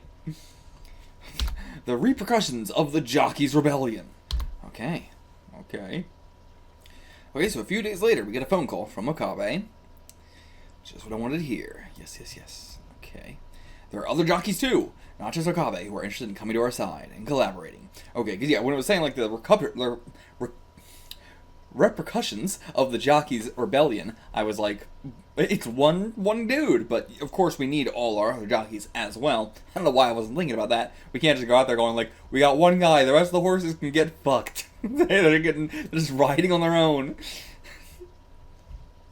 And I mean, yeah, he did say it's gonna be like dominoes, you know, we just get this guy and the rest just fall in line. Yeah, so to this army is a group based on mutual profit with Okabe at the center. It's like a jockey faction. Yeah! So yeah, I mean, he's got connections. Spring up almost spontaneously. I guess he's just, yeah, he means like, you know, your connections, like your relationships will just spring up spontaneously when you're that kind of class of person or professional. As for jockeys, you might think it all comes down to riding a horse and either winning or losing. But before that, first of all, you won't get to ride if you don't talk to people. Yeah, we were just getting into the connections of it all, which is going to go into the repercussions of the Jockeys' rebellion, because if we're talking about the connections, those connections are going to have a problem, like the other connections that aren't siding with us. You know, I assume that's where we're going with it. And yeah, like any sort of profession, especially sports and stuff like that, you know, you have a dream, you're young, you got a dream, but yeah, you know, there's a limited number of good horses. So everybody who's already super popular is going to get the good horses. You know, you got to have connections, you got to join a group. Okabe's got a group. That group's got Okabe. Like, it goes back, you know, it cycles back. Like, you know, it's the fact that we're getting to, like, the jockeys are a faction, but within that faction, there's going to be a bunch of mini factions. Like, you know, that's really what we're getting at. Right now, there's a huge demand for Okabe to ride in every race. Naturally, can't answer every request, but he did answer ours, and that's going to make some people pissed. In the midst of their influential horses, maybe even a strong candidate capable of winning large prizes, stables are always asking Okabe, yeah, please ride this one next. For that kind of horse, might turn a young jockey he has his eye on. Okay, so yeah, I won't ride it, but hey, here's a young jockey that I've got my eye on. That's second best, you know? This is their chance. And if he's like, hey, I'm going to get you in on this extremely risky thing, they're still going to take it, even as risky as it is, because they want this opportunity. And so if these young jockeys race along with Okabe, they'll probably protect him. If he's in front, blocking Okabe's way, he could casually open a way forward for that young jockey. His victory is his first priority, but if he knows he won't be able to win, if there's nothing else he can do, he would want Okabe-san to win. Yeah, I mean, yeah, of course, like, it's going to be his first priority, but even then, I would say it's, like, first priority, but not, like, to a, you know, percentage-wise. It's not like 80% I gotta win, you know, 20% I'll let Okabe win. I would say it's probably, especially when this is, like, first happening, like, you know, if they've done this more often, then those percentages might change. But at the start, I think there's a vast majority of them, like, I want Okabe-san to win, because, you know, I think if you're thinking about it logically, like, yeah, you might be able to win, but if Okabe is also in the race, I feel like you just want to, you know, help up your superior, and that'll, get you even more connections, get you even more favors from him. No, even in the middle, it may be that Okabe comes first. He may have some very loyal jockeys. As they just have that entire thing, and then again immediately says it, like, oh yeah, by the way, it probably is even his first priority to make sure Okabe wins. And yeah, they're the ones creating the myth of the invincible Okabe. Yeah, how many times do you think someone who is, like, so insanely good at a sport, I mean, I feel like racing, like, especially something like horse racing, is a lot more, apt to this kind of thing, but like basketball, maybe, some like American football, soccer, or international football, like that stuff with like very heavy team-based things. But even still, it's not quite the same as like horse racing. But like I do like this idea of like yeah, he's an insanely good player, but also how much of that is his teammates supporting him and continuing to exacerbate that myth of the invincible Okabe. He seems so invincible because his teammates are helping him out so much. And someone else who has the exact same skill level might not be, doing as well as him because their team is just not as tight-knit, I'm interested in that, for other sports as well. I wonder how often that happens. Yeah, can't win with just his own power, but the strength of his forces is huge, especially in times like these. In this race where it's necessary to prop up one person. Yeah.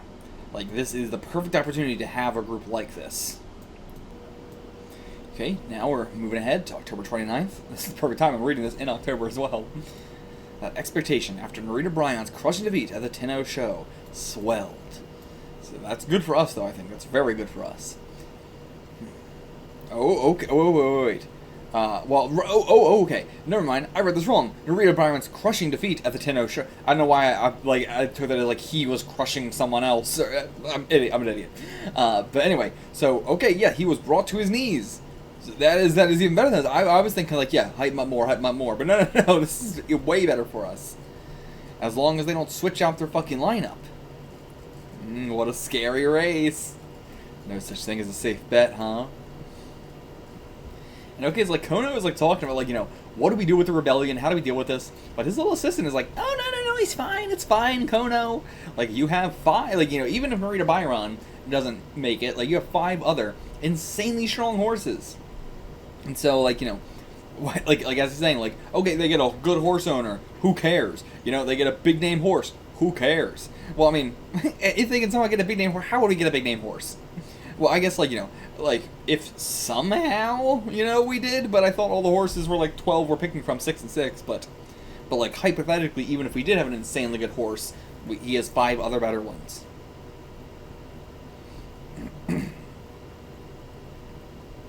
And yeah, just surround that one person with the one good horse, and then, you're as good as winning. Like, he is really locked on to the, our horses are so good, they can't do anything. Okay, what's my insurance if that encirclement is broken, though? During the race, your whole body weight hangs on this. How about using this kind of device?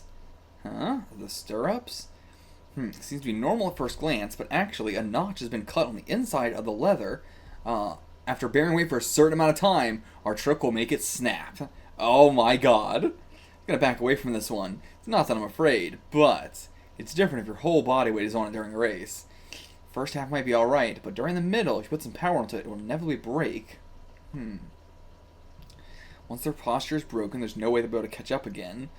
And yeah, if things go badly, he'll fall off his horse. Yeah, it's pretty bad. It's going to look, very obvious, and we can get a lot of trouble for that. I don't want to see that kind of accident. Okay. Respectable. But it's a match with 30 billion on the line. No such thing as overdoing it. We have to exhaust every option. Okay. I like this. This feels like the bog. I like that, we're now in this position of, we have set up all our shit, and now we're just going to watch it, kind of play out. We're still setting up some stuff, but it's going to be very fun to see it all play out. And that's very different from the bog in that we didn't get to see any of the setup. We just had to be, we're getting revealed what the setup was midway through. But this, arc is, we're doing all of our setup, we're watching all of our setup, we're not leaving anything out, and then we're going to watch it all unfold. And yeah, please get to work. Harai's side will also have high expectations for you. Yeah, he knows. We're going to be expecting some shit too. Alright, October 31st, Halloween. Finally, Kono makes his move. The stable's in charge of his own team's horses. Everyone belonging to the stable were all replaced without a chance to protest. Kono's side already caught wind of Harai's side buyout plan. But this is October 31st that he's doing this. I think, it doesn't matter anymore. Doesn't matter. But they're saying they're doing this at the right time, so maybe I'm wrong. But he said, the race is going to be in November, so I thought it was going to be, November 1st or some shit, but... But okay, so our plan has failed. We're just outright saying it. Straight up. Yeah, it was leaked to the other side. Even if it wasn't leaked, they would probably still do it regardless. It's just a precaution. But yeah, don't make any more suspicious moves. Make your own safety your top priority. Yeah, don't make any displays of loyalty. Yeah, God, he knows how to hook them. God, the Genji system works so well. Dennis, who get fucked, you ain't nothing compared to Genji. But, what's his reaction? Trouble. Is that what you think? I mean, that was what our original thing was based off of, but with Okabe's plan, I'm not sure if we need it. And you're just hitting this with the, I knew this would happen. I knew this would happen. Buying out stable hands in order to weaken our enemy was actually just bait used to turn the enemy's eyes from our real aim. Okay. Diversionary tactic. Yeah, a decoy. If you were taking this buyout seriously, if you want to make it succeed, why would you hold such a ridiculous rally? There's not a single advantage to standing out. Yeah, we did. I was like, even if it didn't leak, we did have an insanely huge giant rally about this. Yeah, you would be a lot quieter. But my real plan is something else entirely. But I can't reveal it yet. Okay, so there is some stuff that we don't know. Okay, a top secret trick up our sleeve that will get revealed during the game. Dope. It's just as I was talking about the, differences between the blog and this. There actually is some similarities. Also, the last chapter was chapter 100, and this chapter is chapter 101. Feels very, very fitting. Love it. Also, just this setup here of starting with the Japan World Cup thing, or what is it called? Just the Japan Cup. It wouldn't be the Japan World Cup, but yeah, the Japan Cup. There's probably a more extensive name for it, including horse racing in there somewhere. But either way, this guy who was our horse racing fanatic, not interested at all, just watching it, and there's this more epic battle that nobody knows about coming up. Such a sucker for this. It's Fukumoto loves doing this, how do the characters react to a big sports thing? That is something he, is just interested in general. Because it is, it's such a, the whole country is wrapped around it, so it says a lot about how this one person, is reacting to it. Do we think that Gin's plan was to just hurt Narita Brion? I don't think so. I don't think it'd be that simple. That doesn't seem like the Genji way or the Harai way. You know what? I wonder if Genji's secret plan is just Ryohei, because he didn't reveal that to him, so it's we as the audience would know, but to him, we wouldn't be able to reveal it. So maybe that is just what the secret plan is, hide all that, so that way, when the actual match happens, we can startle him. But also, how is that going to work in a horse racing setting? I never thought about that. I thought, before, it was okay, cool, we're going to start, but how? He's not the one racing the goddamn horse. How is this going to fucking matter? And yeah, never revealed the trick to him, but time flowed on to the day of the decisive battle, December 10th, 1995. So yeah, we brought 30 billion each in 2 trucks. And yeah, one truck was the JSA's boss, and one truck was Genji's. Today, the winner will take it all in just one race. Kono and Harai's 30 billion yen horse racing bets. The enormous, unheard of gamble is truly unprecedented. It's unfathomable to normal sensibilities. An act of madness. Oh, okay. Kono's just got some straight up black suits here. But yeah, put just the keys down. Yeah, you can just drive the damn truck away. God damn, this is a crazy, and this might be the highest, amount that we've ever bet on in a Fukumoto series. And if we win, it'll be the highest amount we've ever won in a Fukumoto series, I believe. Because, it's insane to think, the Kaiji thing, it's the name of a part, I don't think I have to say a spoiler when it's the name of the actual part 6, but, 2.4 billion, that's an insane, unheard of number, that's ungodly, that was, you can't comprehend this much money. This is 30 million. You truly can't comprehend this amount of money. I can say, damn, it's a lot of money all I want, but I'm not freaking out about it like I am a lot of other Fukumoto money because it's incomprehensible. Oh, I don't think we went over this before, but like any violations such as skewing or obstructing the course normally be a problem, but we're saying it's okay. We're going to ignore it in this current match. No matter how much either of us cheats, it doesn't matter at all. Okay, we didn't bring up that before, but... And yeah, like, oh, with obvious sabotage, it may cause them to be officially demoted or disqualified. But yeah, in our gamble, we'll ignore any official announcements. Yeah, no matter how extreme the cheating is, just ignore it. But again, that's what we're getting on. All his people are like, you're going to cheat for me and you're going to be disqualified and you're never going to be a jockey again. But I'm going to pay you a lot of money and you're going to do it because I'm the fucking JSA. And Genji's like, yeah, you can win it however you want to win and do it your way. You know, I don't give a shit. And the other guy's like, don't do any, you know, show of loyalty. Just be safe. Yeah, that's a method of cheating I didn't even think of. Just like, messing with the jockey's weight. You know, I don't know if lighter is better or worse, but I assume lighter would be better. Yes, it doesn't matter as long as the first horse that passes through the goal wins. That's all that matters. Yeah, what the hell? He's so calm. What is he scheming? Yeah, he's gotta have something up his sleeve. I mean, I still don't know how this trick is gonna work against you. Okay, 3 o'clock. It's time. The horses lining up in the paddocks now. Shall we go? But what's this reaction to him? You go on ahead, Sensei. Just me? You're not going to the paddock? Huh. I don't know how much you bet on the 10th race, but the main event is up next, the 11th race. Just forget that one. Yeah, he's like, no, I'm watching the 10th race. You go do that. It's like, dude, you got 30 billion on the 11th race. Why? Yeah, I'm not looking at the race. What I'm looking at is, oh, okay. Is that your son? I think I might just spotted something interesting. If you would also please look, Sensei, I'm sure that your interest will also be piqued. Will you take a look? Okay, third row from the back of the general admission seats. Right now, at this moment, what exactly am I looking for? And they're holding him to look like he's, so you easily see him, the exact, everyone else facing one way, he's facing the other way. Also, they got him all done up with his nice hair and everything. My fourth son, Kisuke, and we're holding him hostage. This is what it looks like. It looks like, you said everything's fine, any cheating's fine, we got your fucking son. You gotta forfeit this race or we'll kill him. Oh, yeah, that's where his confidence is coming from. Where all these prospects for this game look too bad for his team, so he kidnapped a member of my family to fucking threaten me. That has to be illegal for this match, right? No, you said no matter how bad the cheating gets. For the race, there are a few things I'd like to talk about.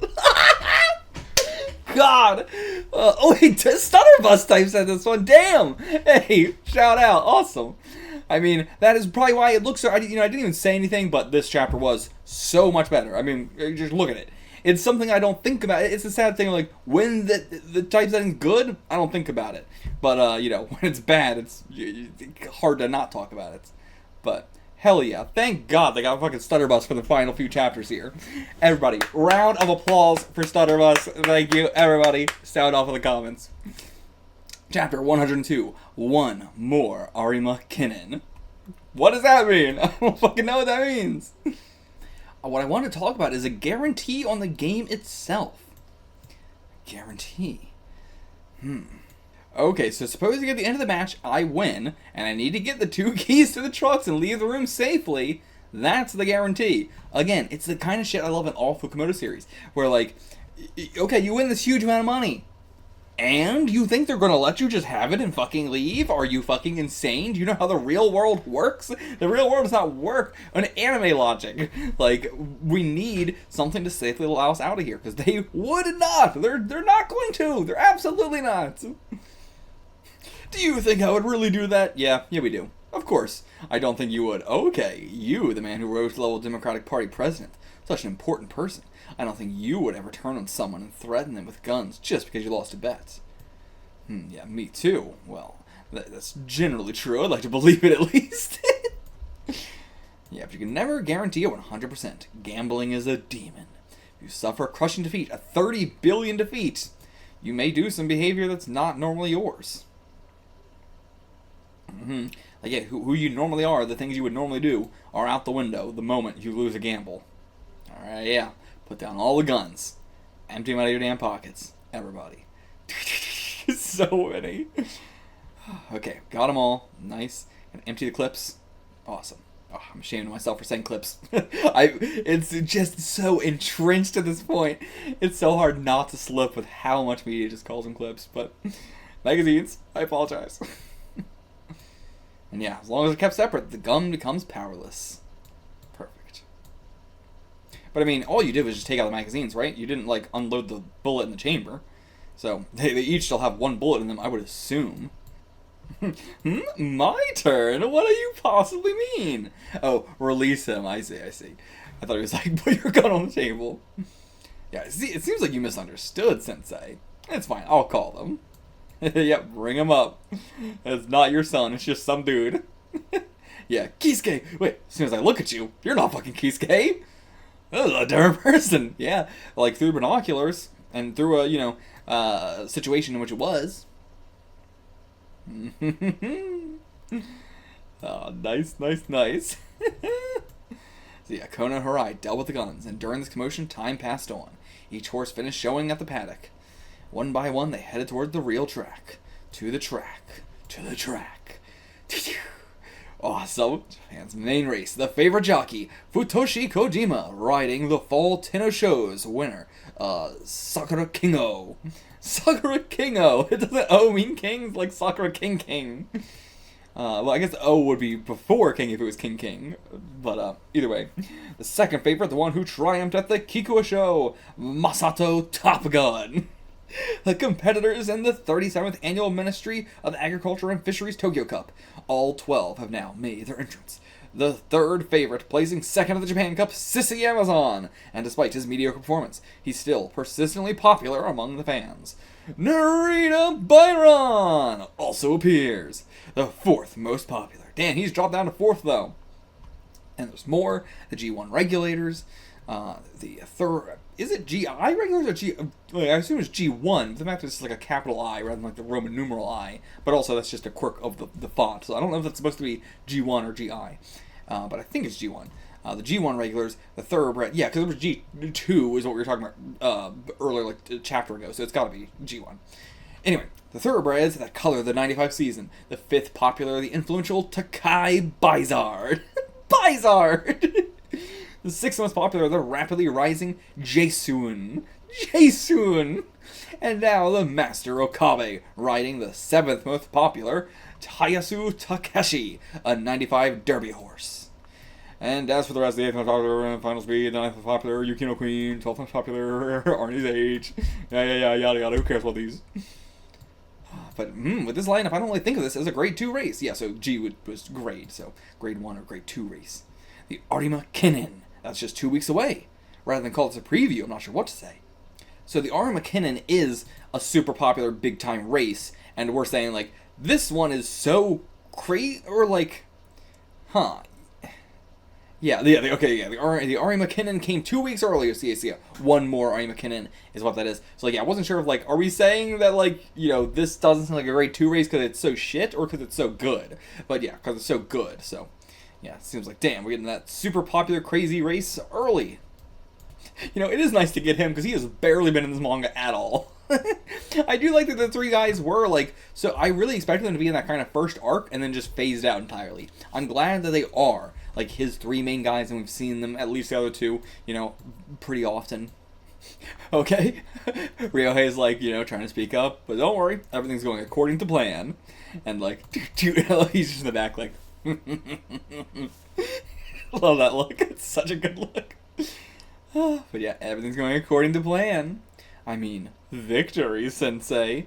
There's a 90% chance this won't be your win. A 90% chance. Flipping the odds. Flipping those odds. So, okay, this chapter also had a different typesetter. Emery. I don't know who Emery is, but also give them a round of applause as well.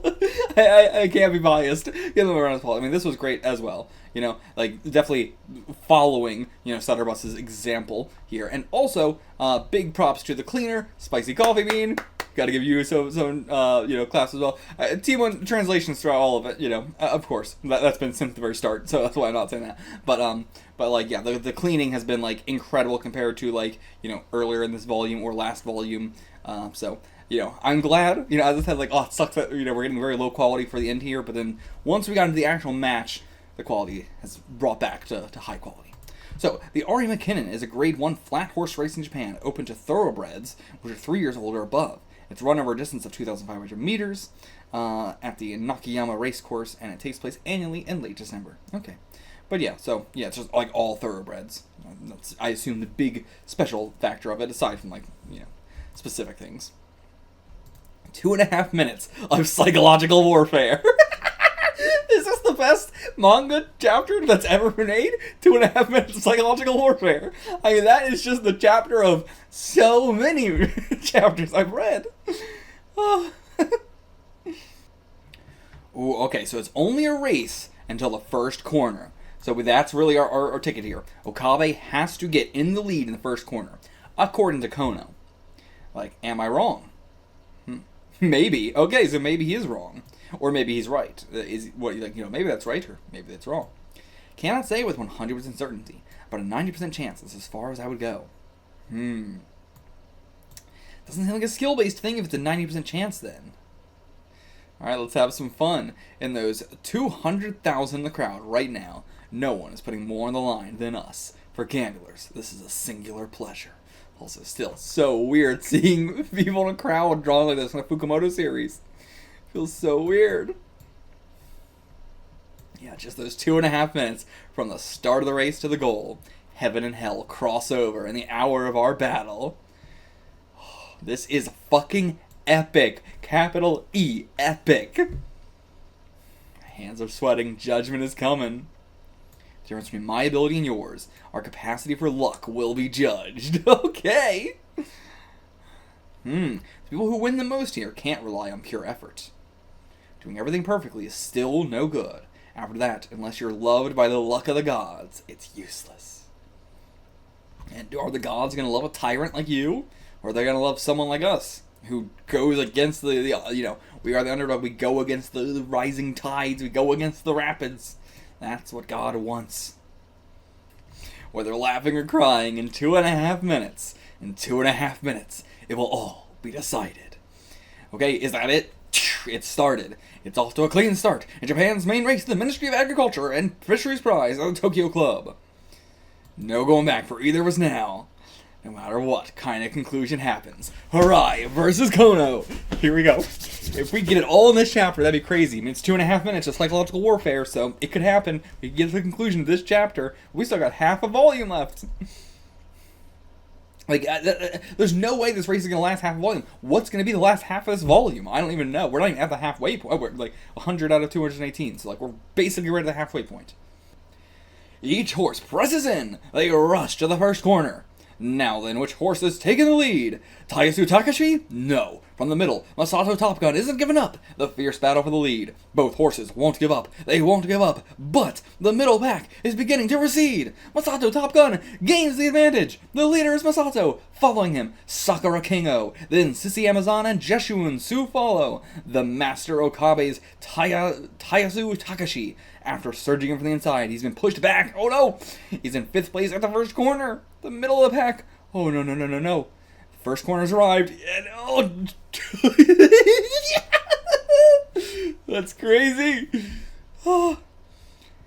But is this also still going according to Genji's plan somehow? Yeah, we're going to be encircled. We go to the right, they go to the right. We go to the left, they go to the left. Just going to form a wall no matter what. We're fucked, it seems. Guys, come on, I can't give you compliments and then you immediately go back to doing this. You gotta be fucking kidding me. Oh my god. What is it with Fukumoto series and not being able to retain a fucking letterer? Like, across all Fukumoto series, they drop letterers like flies. I mean, I'm gonna be honest, I get it. I tried to be a letterer for them, and I also dropped out like a fly. You know, I don't know what it is about the Fukumoto scanlation community, but it's pretty fucking toxic. So, it's just like, yeah, it sucks. It sucks. We had a good fucking types out of there. And okay, Gin is admitting, like, yeah, this is not good. You could say this is the worst. But you can't say it's all over yet. They're striking with a first level attack. What does that mean? So yeah, he seems to be blocked in, and with those enemy members, the one possessing the highest potential, Narita, is blocked in. Ooh! Okay, so they might have to let Narita through, and if they let Narita through, that's going to let us through as well. But yeah, even if we are encircling Narita as well, who cares? Because Narita has been like, you know, he's the one we've been setting up over and over. He's been losing races.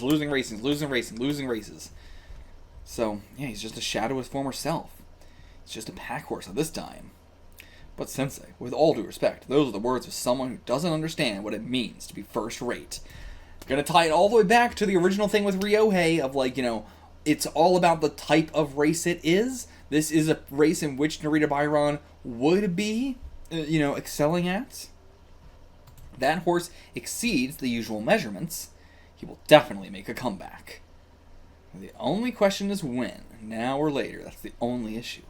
That horse is incomparable genius. Of course, people competing in these matches would get angry at his nature. The one to mark in your formation, Sensei, is Narita. That horse towers above the rest. I do not doubt that. What did this say? The typesetting was still Emery? Okay, I'm taking it back. Take the claps back, everybody. Take the claps back. The horse disappeared, and oh god. No. The page is like so much bigger quality than it should be. Oh god, look at this. It's like very like blown up a little bit too much. But it's fine. I would rather be blown up too much than be too low quality. You know, I would always rather that. I'd rather have like the super high gain than nothing. And yeah, okay, the you know, announcer's picking up and like the pace is not increasing. It's a slow paced development. Yeah, like as, you know, that was our plan with Okabe, to slow it down. It's as if they had all formed a rank. Formation does not change. Will they all head straight to the finish like this, or will someone come to challenge them? Oh, very un-Fukumoto-like sound effects throughout all this horse racing thing, which makes a lot of sense. You know, it's something very different than what he normally does. Alright, into the third corner we go. God damn, the art looks so good. The sound effects, I love how like blocky they are. You know, it feels like a foot, like a hoof print. You know, like cloppity cloppity cloppity. It feels like that shape kind of as well. But yeah, they're just carefully waiting for their chance. You know, there's no way Okabe can make it up here. And yeah, the trainer strictly told me again and again not to let him. Well, yeah, this is Sissy Amazon. I don't know why I'm thinking this one of our guys. This is from the JSA. So yeah, keep telling me not to let him up. So you're just going to crush Okabe here. Yeah, there's absolutely no way he can pass us. You say that. But I don't know how he would do it. I don't know how. We're in the third corner already, but it's going to be a tight finish. But that's also what Okabe said, exactly what he wanted.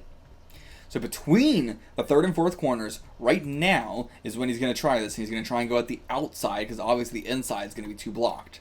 But do we reverse psychology yet? And you are the first line of defense if he goes from the outside. So, he disappeared! He disappeared! Oh my god. There is a sudden steep incline to 1 to 6 meters right at the back stretch of the third corner. After that, it goes down immediately. On that downhill, Okabe disappeared.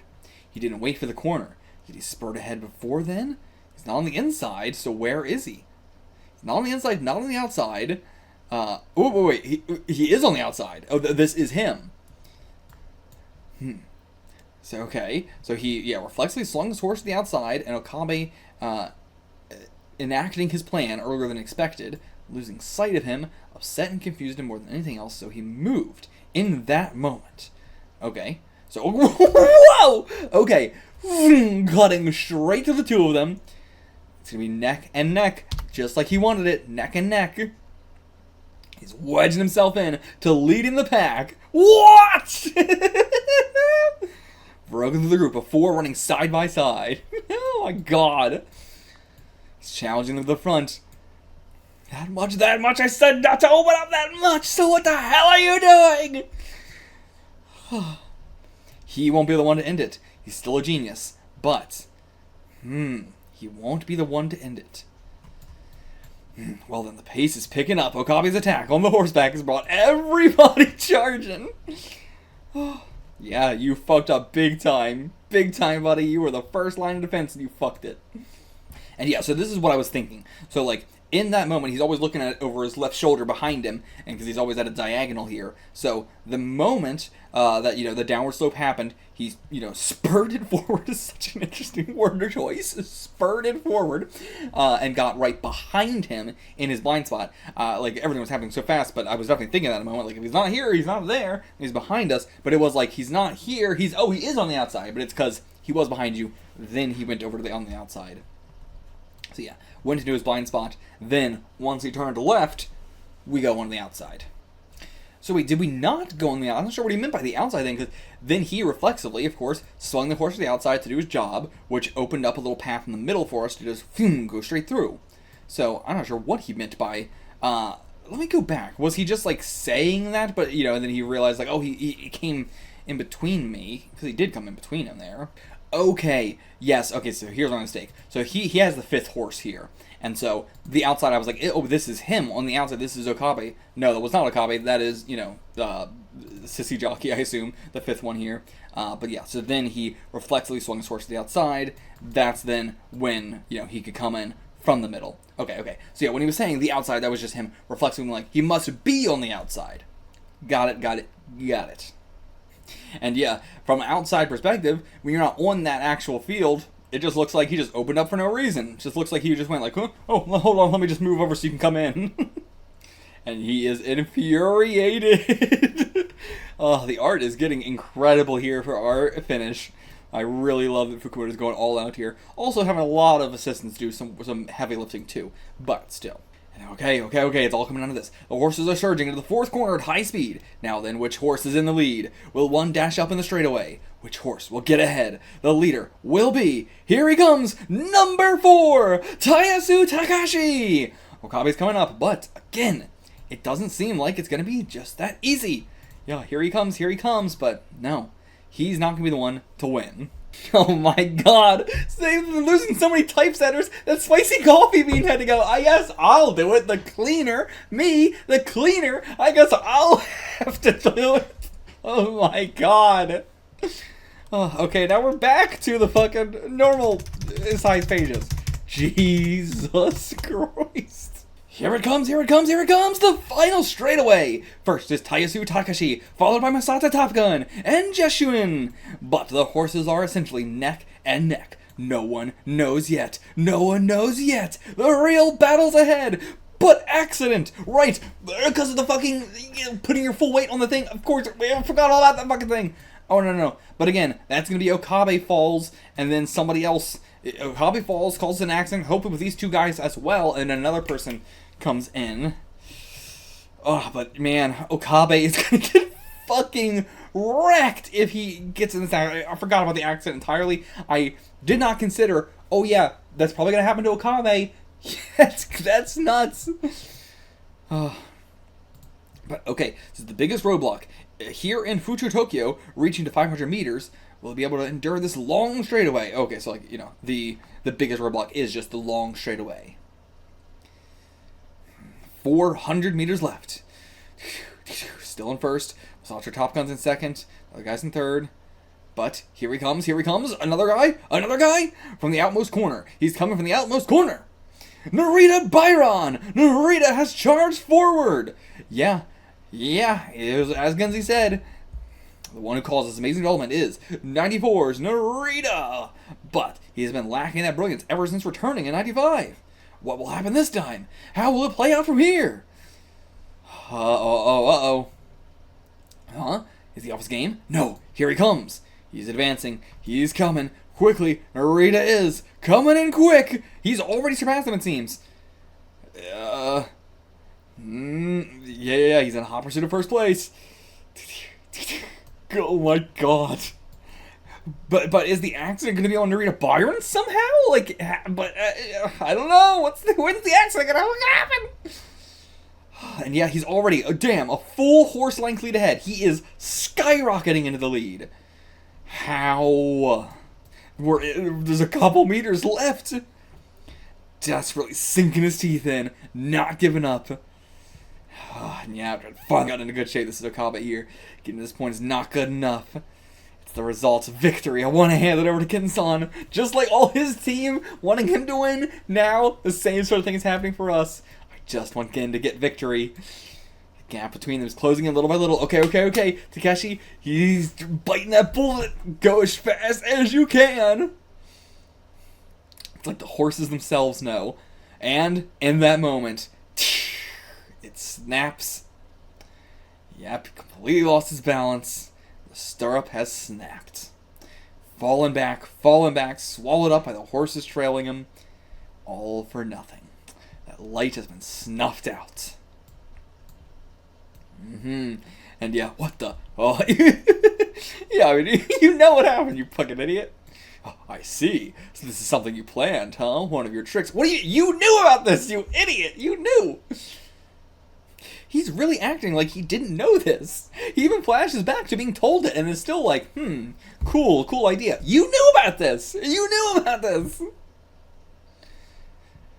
300 meters left. And Narita is all alone. The revival has come.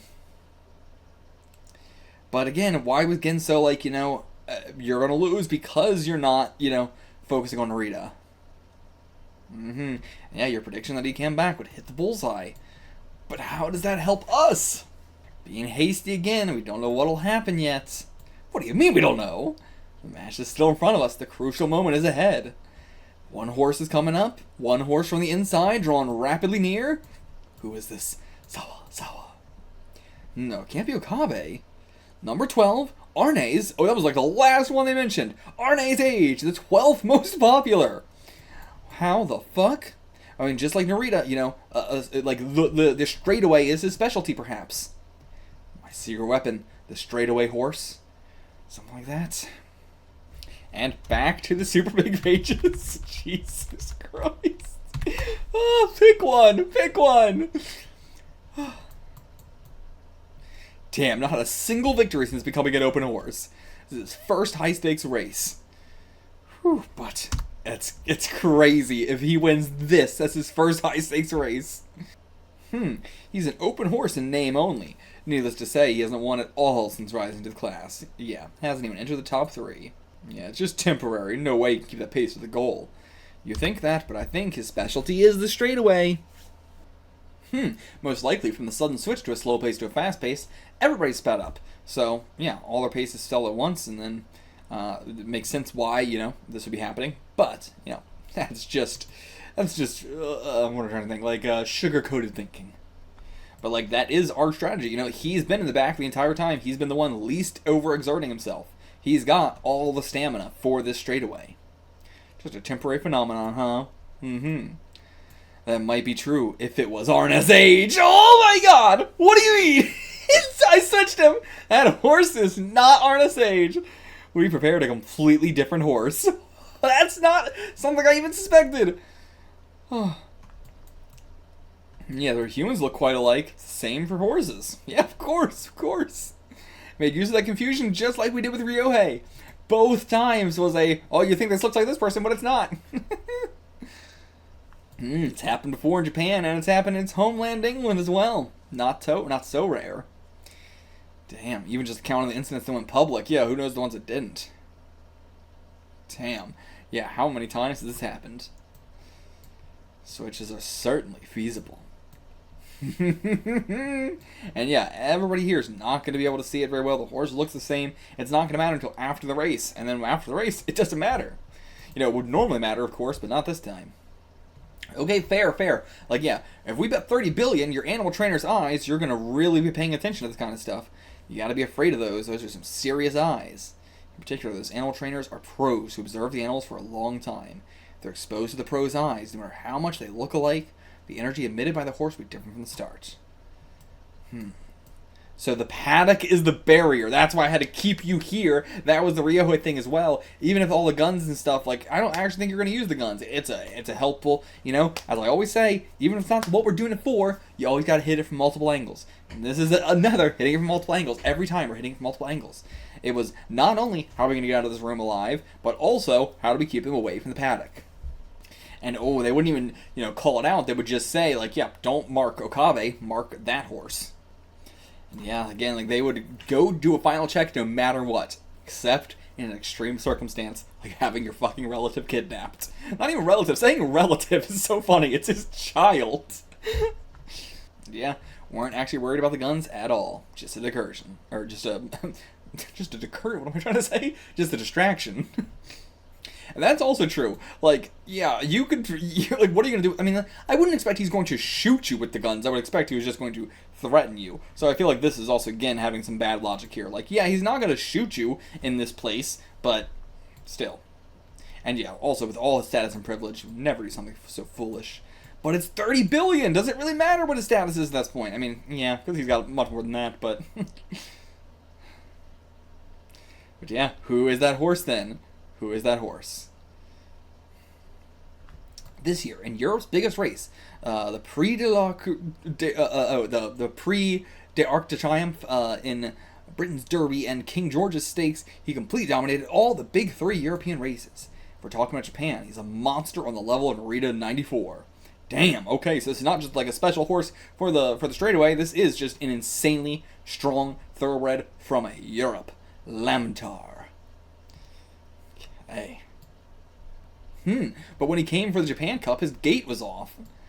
His gate was full, so there was no problem from the beginning. Lamtar had no intention of showing up to a rural race like the Japan Cup. In order to get Lamtar entry into this 30 billion yen match, I summoned him. You summoned him? His owner is the nephew of his nephew is the Highness Sheikh Mohammed of the United Arab Emirates.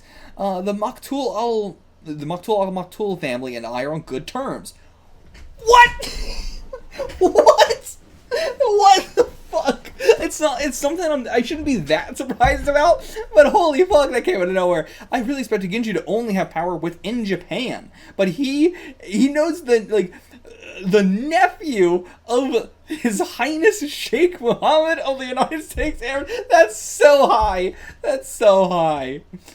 Personal connections, as we talked about. Crazy. Crazy, crazy, crazy. Wait, what the fuck is this page? Why is this page super low quality? What's happening? Why is this page only the one that's super low? What the fuck is happening? How much do I even zoom in? I don't even know. We'll do 100%.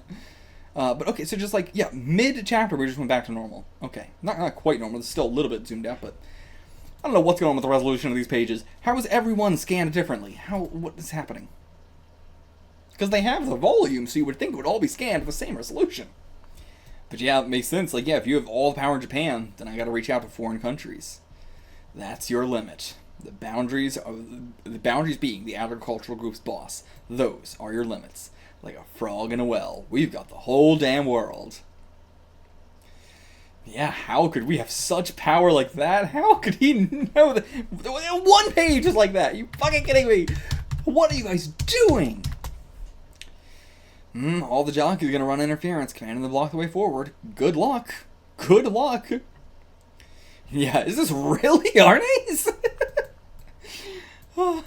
Yeah, the fucking announcers are losing their minds over this. This is a crazy race to them. Like, they don't know about any of the special shit, but to them, this is just like, what the fuck is happening today? But yeah, if you're second rate, you might be able to do this, but... Also, how did this happen with the speech bubble? What is going on there? I feel like this is like a Fukumoto thing. How did he fuck up the speech bubble like that? It looks so weird. But anyway, but yeah, because he was top class, a weakness was born. Please take a look at the jockeys' mentalities. The one in position where they should block Arne's way would be Masato Top Gun. But they're all unmotivated. None of their hearts are really into it.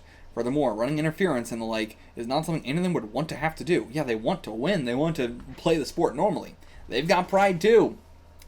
Even if there is a situation that they have absolutely no choice in, before making an open commotion, they'll try to take a roundabout path. If they didn't do it like that, I would see. I imagine that while thinking about pursuing horse's speed, calculating the timing, they would casually allow a horse to approach. That kind of shows the weakness. Harada has no idea that the one pursuing him is England's number. Okay, yeah, just because they think it's Aries or Agnes or something. You know, they think it's the age horse, but it's not. Yeah, it's just like, yeah, you're saying like, oh, they're gonna crush this, they're gonna crush it, don't worry. No, they're not. They're like, this is a piece of shit horse. This is nothing. You know, why would I care that much about it? Their heart is not in it. They're not gonna care. They're not gonna care, is what I should say. Yeah, misjudging the running speed, like that's really it. You know, even if he's still gonna try, obviously, but he's not expecting what the actual horse is. Yeah, well, I got no choice. Well, then I guess I'll just block him. Whoa, what the fuck? How was he that fast? Exactly as we said. They are first class, but they just think they're not up against other first class. Yeah, they're the best of the best, but their spirits are wavering. Those men who are forced into this match with no real motivation are only playing the role of a jockey. And the longer the match goes on, you know, as we get closer to the finish, that's when their motivation's dropping more and more. Right at the start, they might have had that motivation, but yeah, it's just chipped away. Nothing but an empty shell now. This is the limit of the blade known as political power. Even if you try to arrange it using all the political power in the world, there are human hearts. And you can't buy someone's soul. You gotta just make them trust in you, like Genji does.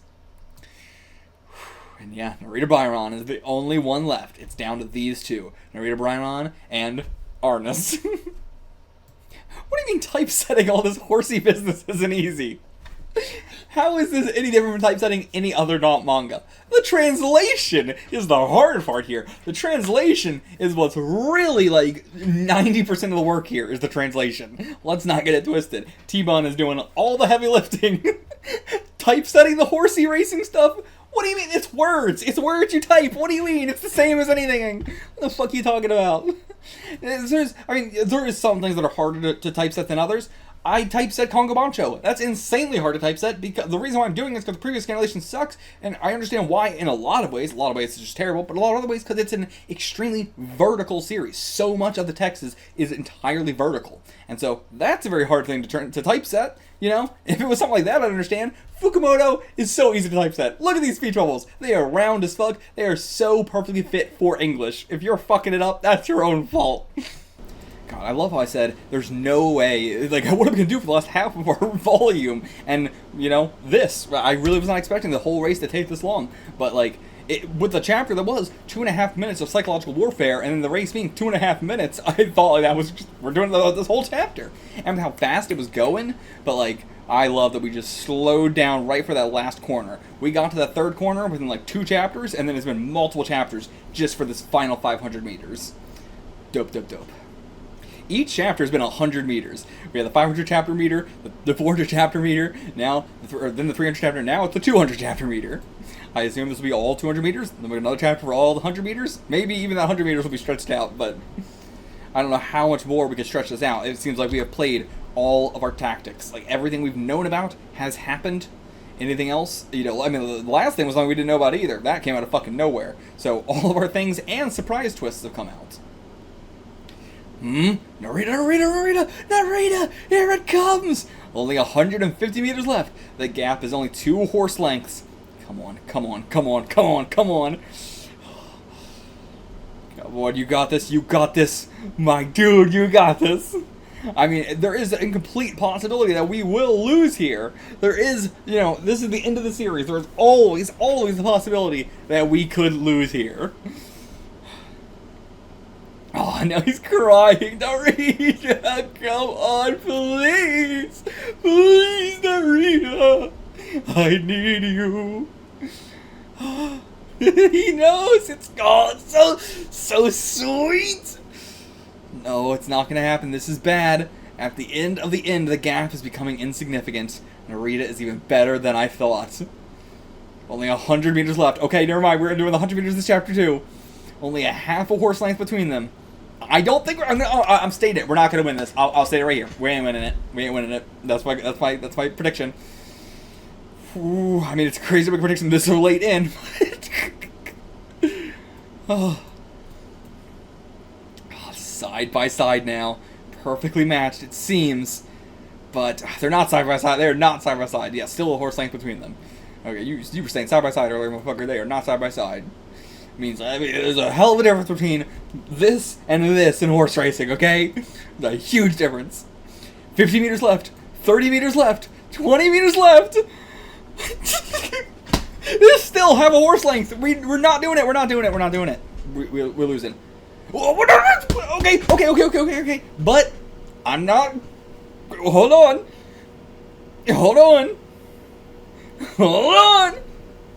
Sawa. Okay, the photo finish. We lost.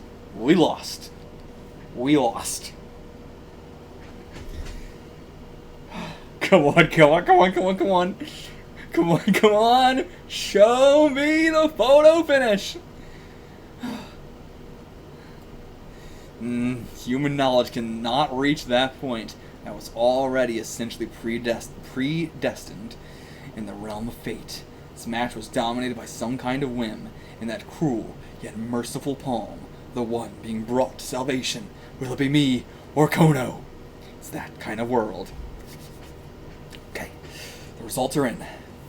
Let's get this. The winner, by just 20 centimeters. I mean, it would be this one, but that's the second. Okay, that's Arne. 12. Arne Sage. Narita, at the last moment, was surpassed. I really thought we were going to lose here. I was like, we are building this up in a way that feels like we are going to lose, and Genji's going to be taught a huge lesson here. Or Ryohei is going to be taught a huge lesson here as well. I mean, I was really expecting this whole series to end on a very bad note. I really did not expect us to come out on top here. Really thought we were going to be fucked for eternity. And that we were going to ruin Ryohei's life. So I was the one left alive. So close. God damn. And now I assume the last chapter of the series here. No Morita. There's going to be no Morita. That's crazy. There's no Morita in the finale. I mean, maybe, but like, holy fuck. I really thought Morita was going to be a big part of this arc. A huge part of this arc. The fact that he got out is incredible. I got so much to talk about that. But let's finish first. And that's not the only way he won. He was vastly ahead in time. I don't understand how it's different from a normal race. Isn't the time, the place you're in also? How is it different? Winning 3 furlong time was, I don't know what the fuck that means. But, and Narita should have no regrets being defeated. Narita truly struggled hard. Get the win. Bye-bye, Sensei. Sincerely hope you'll take care of yourself as much as possible. Yeah, wait, please. Right now, I absolutely can't lose that money. Not saying to give it back. I would never. Just please wait a little bit. I have to keep all that money just for the moment, for the seat of the Democratic Party leader. And likewise, this time I must become the Prime Minister. Are we gonna let him? I don't think so, but we could. There's a potential to let him so we can keep him in our pocket, have him indebted to us even more. Why do I have to go through this? Why? Someone like me shouldn't have to go through this. And now begging to us, lend me your power. Just this once, boost me into the position of the party president to Prime Minister. I sympathize with how you feel, but please give up on that dream already. For the sake of the country and for your own sake as well. Your duty is already over. From now on, please just enjoy your remaining years. Yeah, retired, bitch! JoJo style. Retired. Out of here. Oh, hell yeah. Oh, 2 trucks worth of money. Trucks worth of money. Oh. And yeah, getting a political enemy to grovel in front of you, incredible. Yeah, that's why they want to get involved in gambles. That desire, consumed with it. Consumed with the power. But yeah, he's already out of his good luck. Lost his debut gamble by less than a hair's width. Should realize already. But yeah, he's done. As for me, already lacking that important thing, that crucial something that I should be winning for. What do you mean by that, Gin? But I see, just limiting the classic Fukumoto thing. Alright, we finished the gamble, now we're going to spend a long time talking about the, if it went this way, it would have been different. If it went this way, it would have been different. If it went this way, it would have been different. If it went this way, it would have been different. Now, overlooking the city, at a hotel, once again. Where do we go? How do we end this? We have a couple pages left. How do we end the series? I don't know. Where do you go? To be honest, I was thinking this might be a good chance. A good chance at what? Hell of a page. Hell of a page. And we don't have the other guy here. We always have these two, but the third guy very rarely is with us. A chance to wash my hands of all this. Yeah, it's your chance to retire as well. To retire from the underbelly of society. To quit, to leave this world. But yeah, Morita had the right idea. He just wanted one more. One more to really feel it. I mean, it's the Kagi way as well. Akagi did that too. He had this huge, insane gamble, and he went, one more before I tire. So many, both have the same hair and everything. He had to do one more. Because Tetsuo Morita disappeared, I've lost all my motivation. That's what he meant. That's what he meant by, as for me, I'm already lacking that important thing, that crucial something that I should be winning for. You lost your person. You lost your partner. You lost your motivation, everything. Yeah, we ain't that stupid. We had an idea about your state of mind. You decided on your retirement. When I lost him, something inside me fell apart. It burst and shattered into pieces. I could never return to how I was, and that's why, no matter what the results were, I intended to use this horse racing match as an opportunity to retire from this world. However, today I was pulled back. At the moment of that hair's breadth win, some sort of will, that unseen hand gripped the nape of my neck, and it said, "Come back. You can't retire. Win. It's your duty to win." So then, I won't quit. I'll continue on. Oh, that's so fun. You had the devil say, "You should keep going," and you went, "I'm gonna keep going." Oh. That's fucked. That's a bad end. We were so close. Hair's breadth away from retiring. Hair's breadth away from winning. Unless that was a lie. Next time, or perhaps the next time, it's inevitable. However, I am a man who has, up until this point, thrust thousands of people down into hell. It's too late for me to quit while I'm ahead. That's the one thing that can never be. The only path that's left for me is to suffer crushing defeat, or to keep winning until I turn to ashes. You know what? He turned it around for me. I went, this is a terrible, terrible, bad ending too. I respect it so much. The only way he can end this is to be crushed, or for God or the devil to say, you will keep winning forever. You cannot lose. What a fucking amazing ending. What an amazing ending. I was really, it was going at this multiple ways, but I do think this is a perfectly fitting ending. Reminding us of Morita, reminding us of what this is all about. The fact that, he truly was doing all of this for Morita. He's, Ryohei I thought was a replacement, but it really wasn't. He was just a complete guy to use. And he didn't end up in a bad spot. He didn't end up in a terrible way. He got a lot of money, and he got out of it. Well, I don't know if he got out of it okay, because I think he's in this now, and he's going to see a suffering, crushing defeat as well. But, holy fuck. What a fucking series by Fukumoto. A extremely tightly written one. A lot of his other ones are very fun.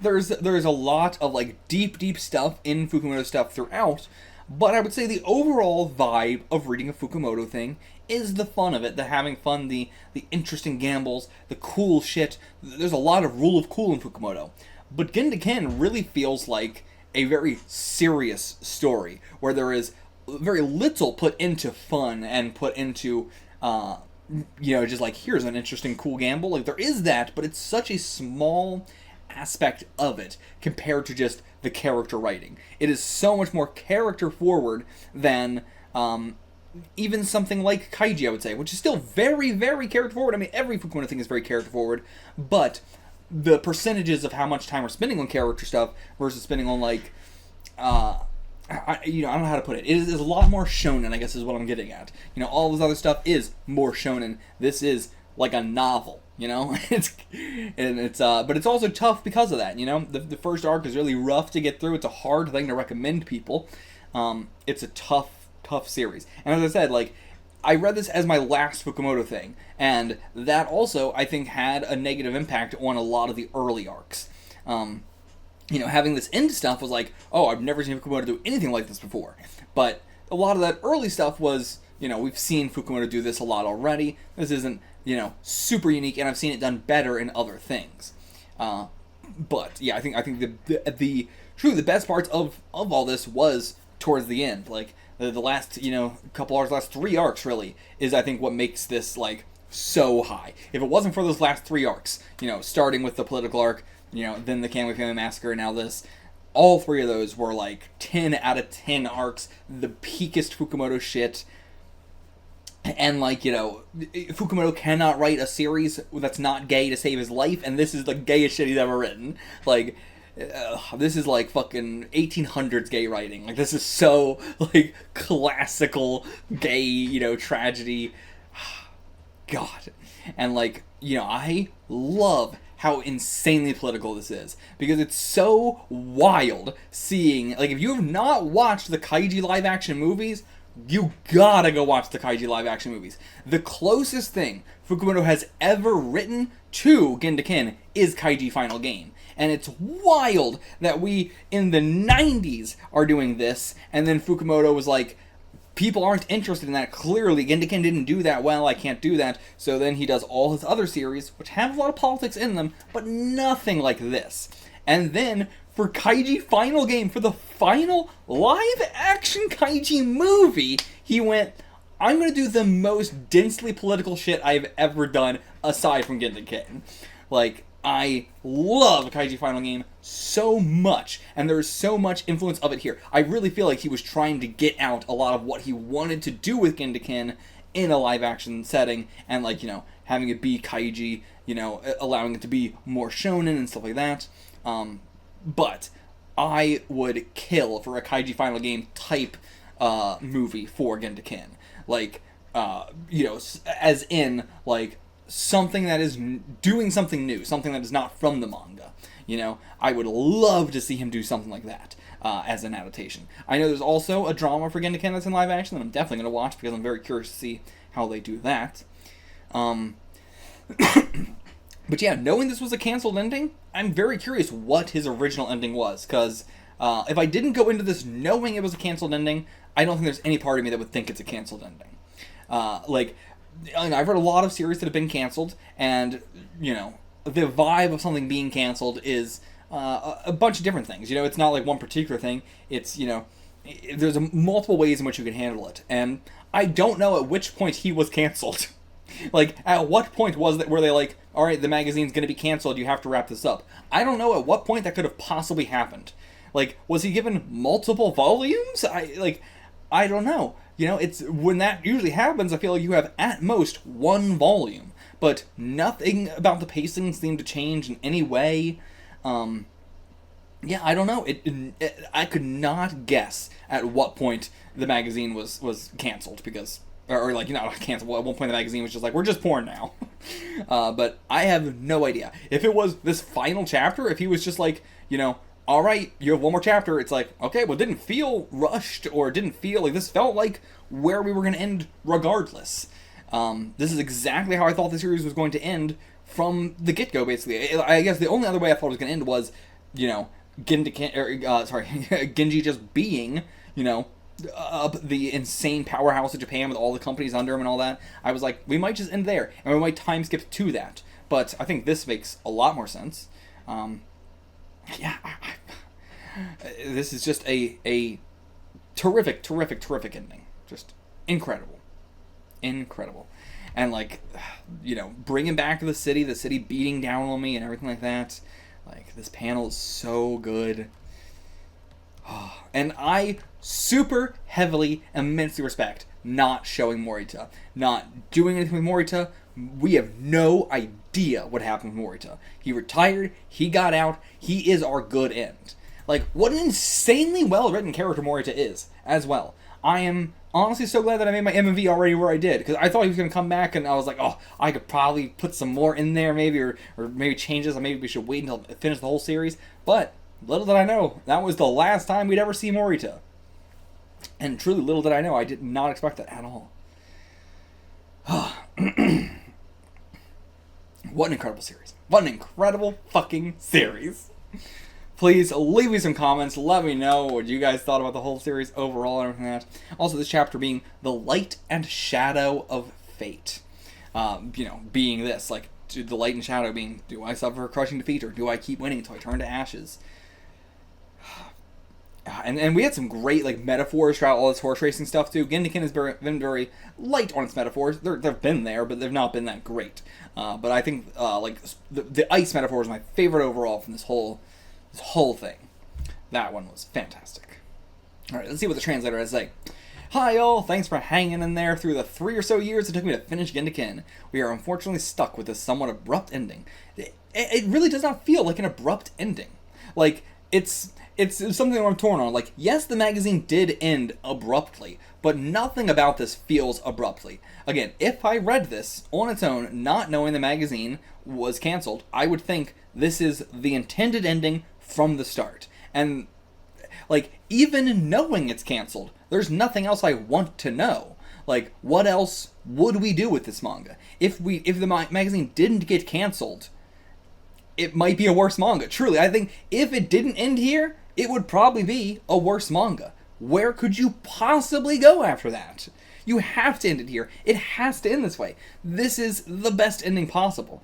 If it went on, I just can't imagine how it could possibly go on without, like, just shitting, without just, like, kind of shitting the bed. I really don't know how, like, possibly. But anyway, this series holds a lot of personal importance to me, so I wanted to share it with the English-speaking audience. It wasn't easy, but I feel like I've really improved over the last couple of years. Hope you've enjoyed, and thanks for sticking around. And wish I had more to say other than what an honor it was to be clean and typeset for this series at all, let alone finish it. This is my very first series to clean. Damn. Thanks so much to those who stuck around to the end. I had a blast. But yeah. Would have been cool to get some little, things from everybody who'd been working on it, but that's going to be hard to, that's going to be hard to get. But yeah, personally, I am extremely, exorbitantly satisfied with this ending. I could not ask for a better ending. And in fact, I mean, this is, the best ending of any Fukumoto series, period. What series has a better ending than this in Fukumoto? Okage certainly doesn't. Like, Okage's ending I love a lot and everything like that, but it's also, it's definitely a modern Fukumoto ending, in which we end on a big, huge thing, and then we kind of meander around for a little bit. And don't get me wrong, I fucking love the Tenhomiki arc. I love the wandering around. The Osamu stuff in that is some of the best shit we've ever gotten. But, is it a perfect ending? I don't know. I think we could have gotten more chapters. I don't think Okage needed to end there. I don't think it's like, I say it as like, it went on a little bit too much, but I think it should have ended at the end of Washizu Mahjong, or it should have kept going. Like, I don't really think there's any reason for Okage to have ended where it ended. That's one where it definitely feels like it got canceled. Even though it definitely didn't, the Okage ending 100% to me feels like a canceled series ending. It just kind of like ended, it was like, oh, okay. I felt like we could have done so much more stuff. So much more stuff. There's, an infinite, well to draw from for, Okage after Washizu. And especially with the Tenenbiki arc, there was so much cool stuff we could have done afterwards. The Okage ending is I think one of the weakest endings of Fukumoto, because it could have definitely continued on. What else has it? I haven't read the ending to Kurosawa. Haven't read the ending to Zero, and Zero's still going. Kaiji's still going. It's hard to say. So really all I can compare it to is Ten or Akagi. I guess I would say Ten probably has a better ending. I think I would say that. So yeah, it's second best ending then. Because yeah, Ten's ending, I mean, how do you beat that in fiction, period? But I think this is second then. I think this is the second best Fukumoto series ending. And of course I've read, like, Route 39 or shit like that, but that's not going to be up on that list of good endings, you know what I mean? Brion Guy, cheesy ending, it's fine. It works for the story it is, but it's not incredible or anything like that. So yeah, I would definitely say this is number 2 favorite Fukumoto ending, for sure. Definitely also, I would put it in my top 10 favorite series endings, period. Like, this is, I would definitely, top 10 for sure. I'm not sure if it will get super high up there, but like top 10, And I'm someone who tends to like a lot of endings. I know most people, it's very hard for me to find anybody who likes an ending to anything ever. It's impossible to find, especially when it comes to like manga and anime. Trying to find a person who liked the ending of a series is like, good luck. Good luck trying to find one person. It's me. Yeah, I mean, I love a lot of endings to series. There's tons of them that would make my top 10 that other people would be like, that's the worst ending I've ever read. But a lot of people just hate that things end. And I feel like that's this as well. Like, because it got canceled, people hate it. And they're like, well, it's a bad ending because it got canceled. Because the series ended at all in the first place, that makes it a bad ending. Which is, to be fair, kind of what I said about Okage, but I also think there's merit to, like, the storytelling could have continued. But yeah, I'm rambling a lot about this. I just really, really love this, and I've heard so much, oh, brace yourself for the ending, brace yourself for the ending, oh, I hope you still like it after the ending. I don't know what the fuck people are talking about. I don't know what the fuck people are talking about. Like, I'm curious, what would you want? If you are someone who doesn't like this ending, what would a preferred ending be? And, like, what would you have wanted the series to go on to do?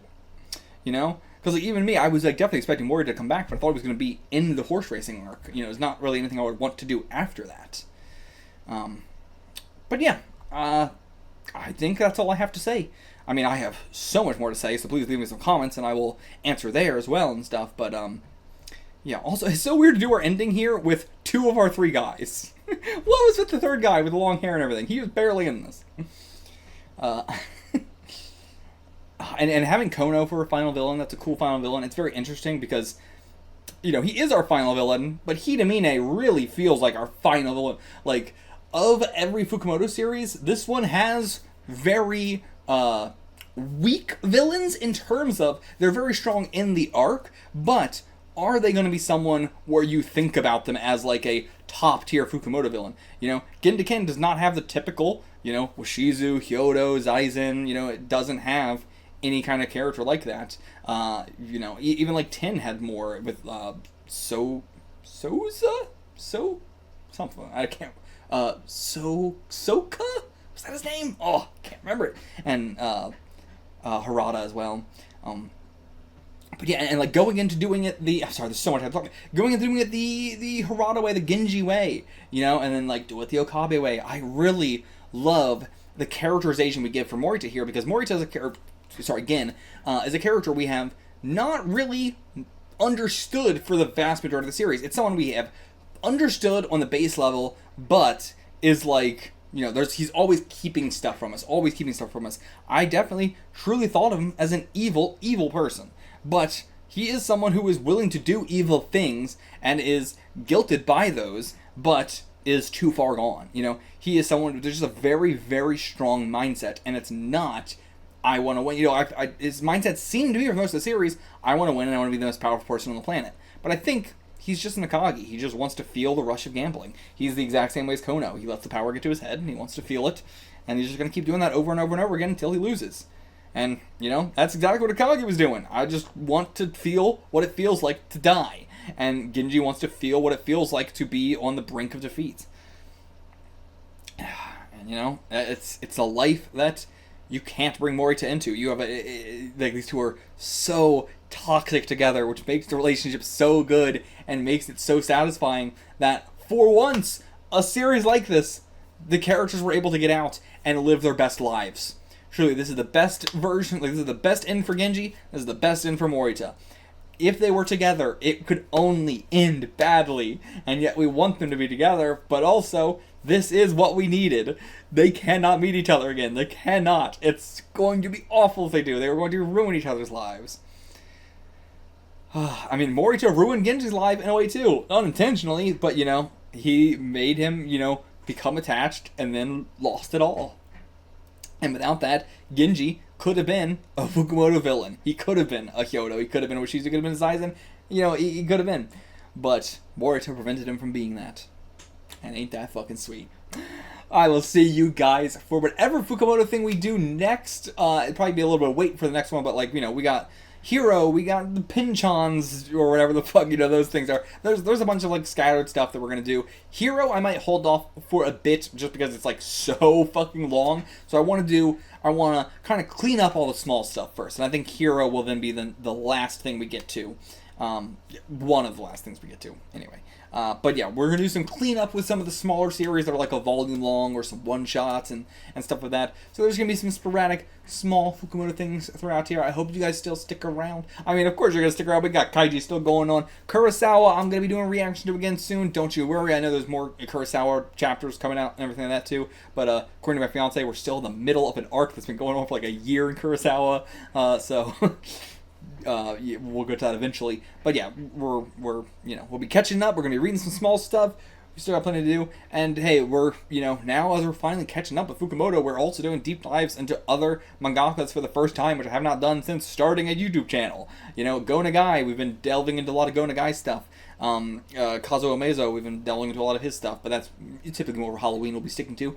But yeah, you know, if you like me delving into such a mangaka's entire history of works, you know, if you've never read any Go Nagai stuff, check out some of my Go Nagai stuff. Like that's really where we're kind of moving as we're catching up on a lot of this Fukumoto stuff. And of course, obviously, the Fukumoto stuff's going to be going on forever. Will Kaiji ever end? Will Kurosawa, you know, will we ever catch up to the fucking translations? You know, we're going to be going on for a while. But if you're interested in some more stuff, I would recommend some Go Nagai. That's really, you know, the carrying over this flame of Fukumoto of delving into a mangaka's entire works.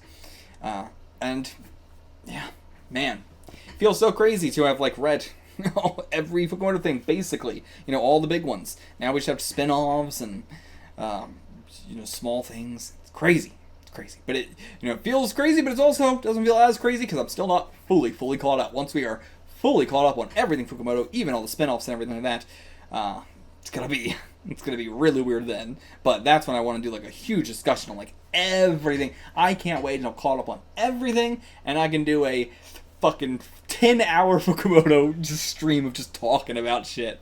That is the dream. I mean, this might be the longest I've talked about a Fukumoto series ending ever. I mean, did I talk this long about the ending of 10? I don't know. But fuck, this one really got me. This is. There is something very personal about this story. I don't want to go, but I will go. I will see you guys for the next thing. Until then, leave me some comments. I love you guys. Bye-bye. Get the fuck out of here.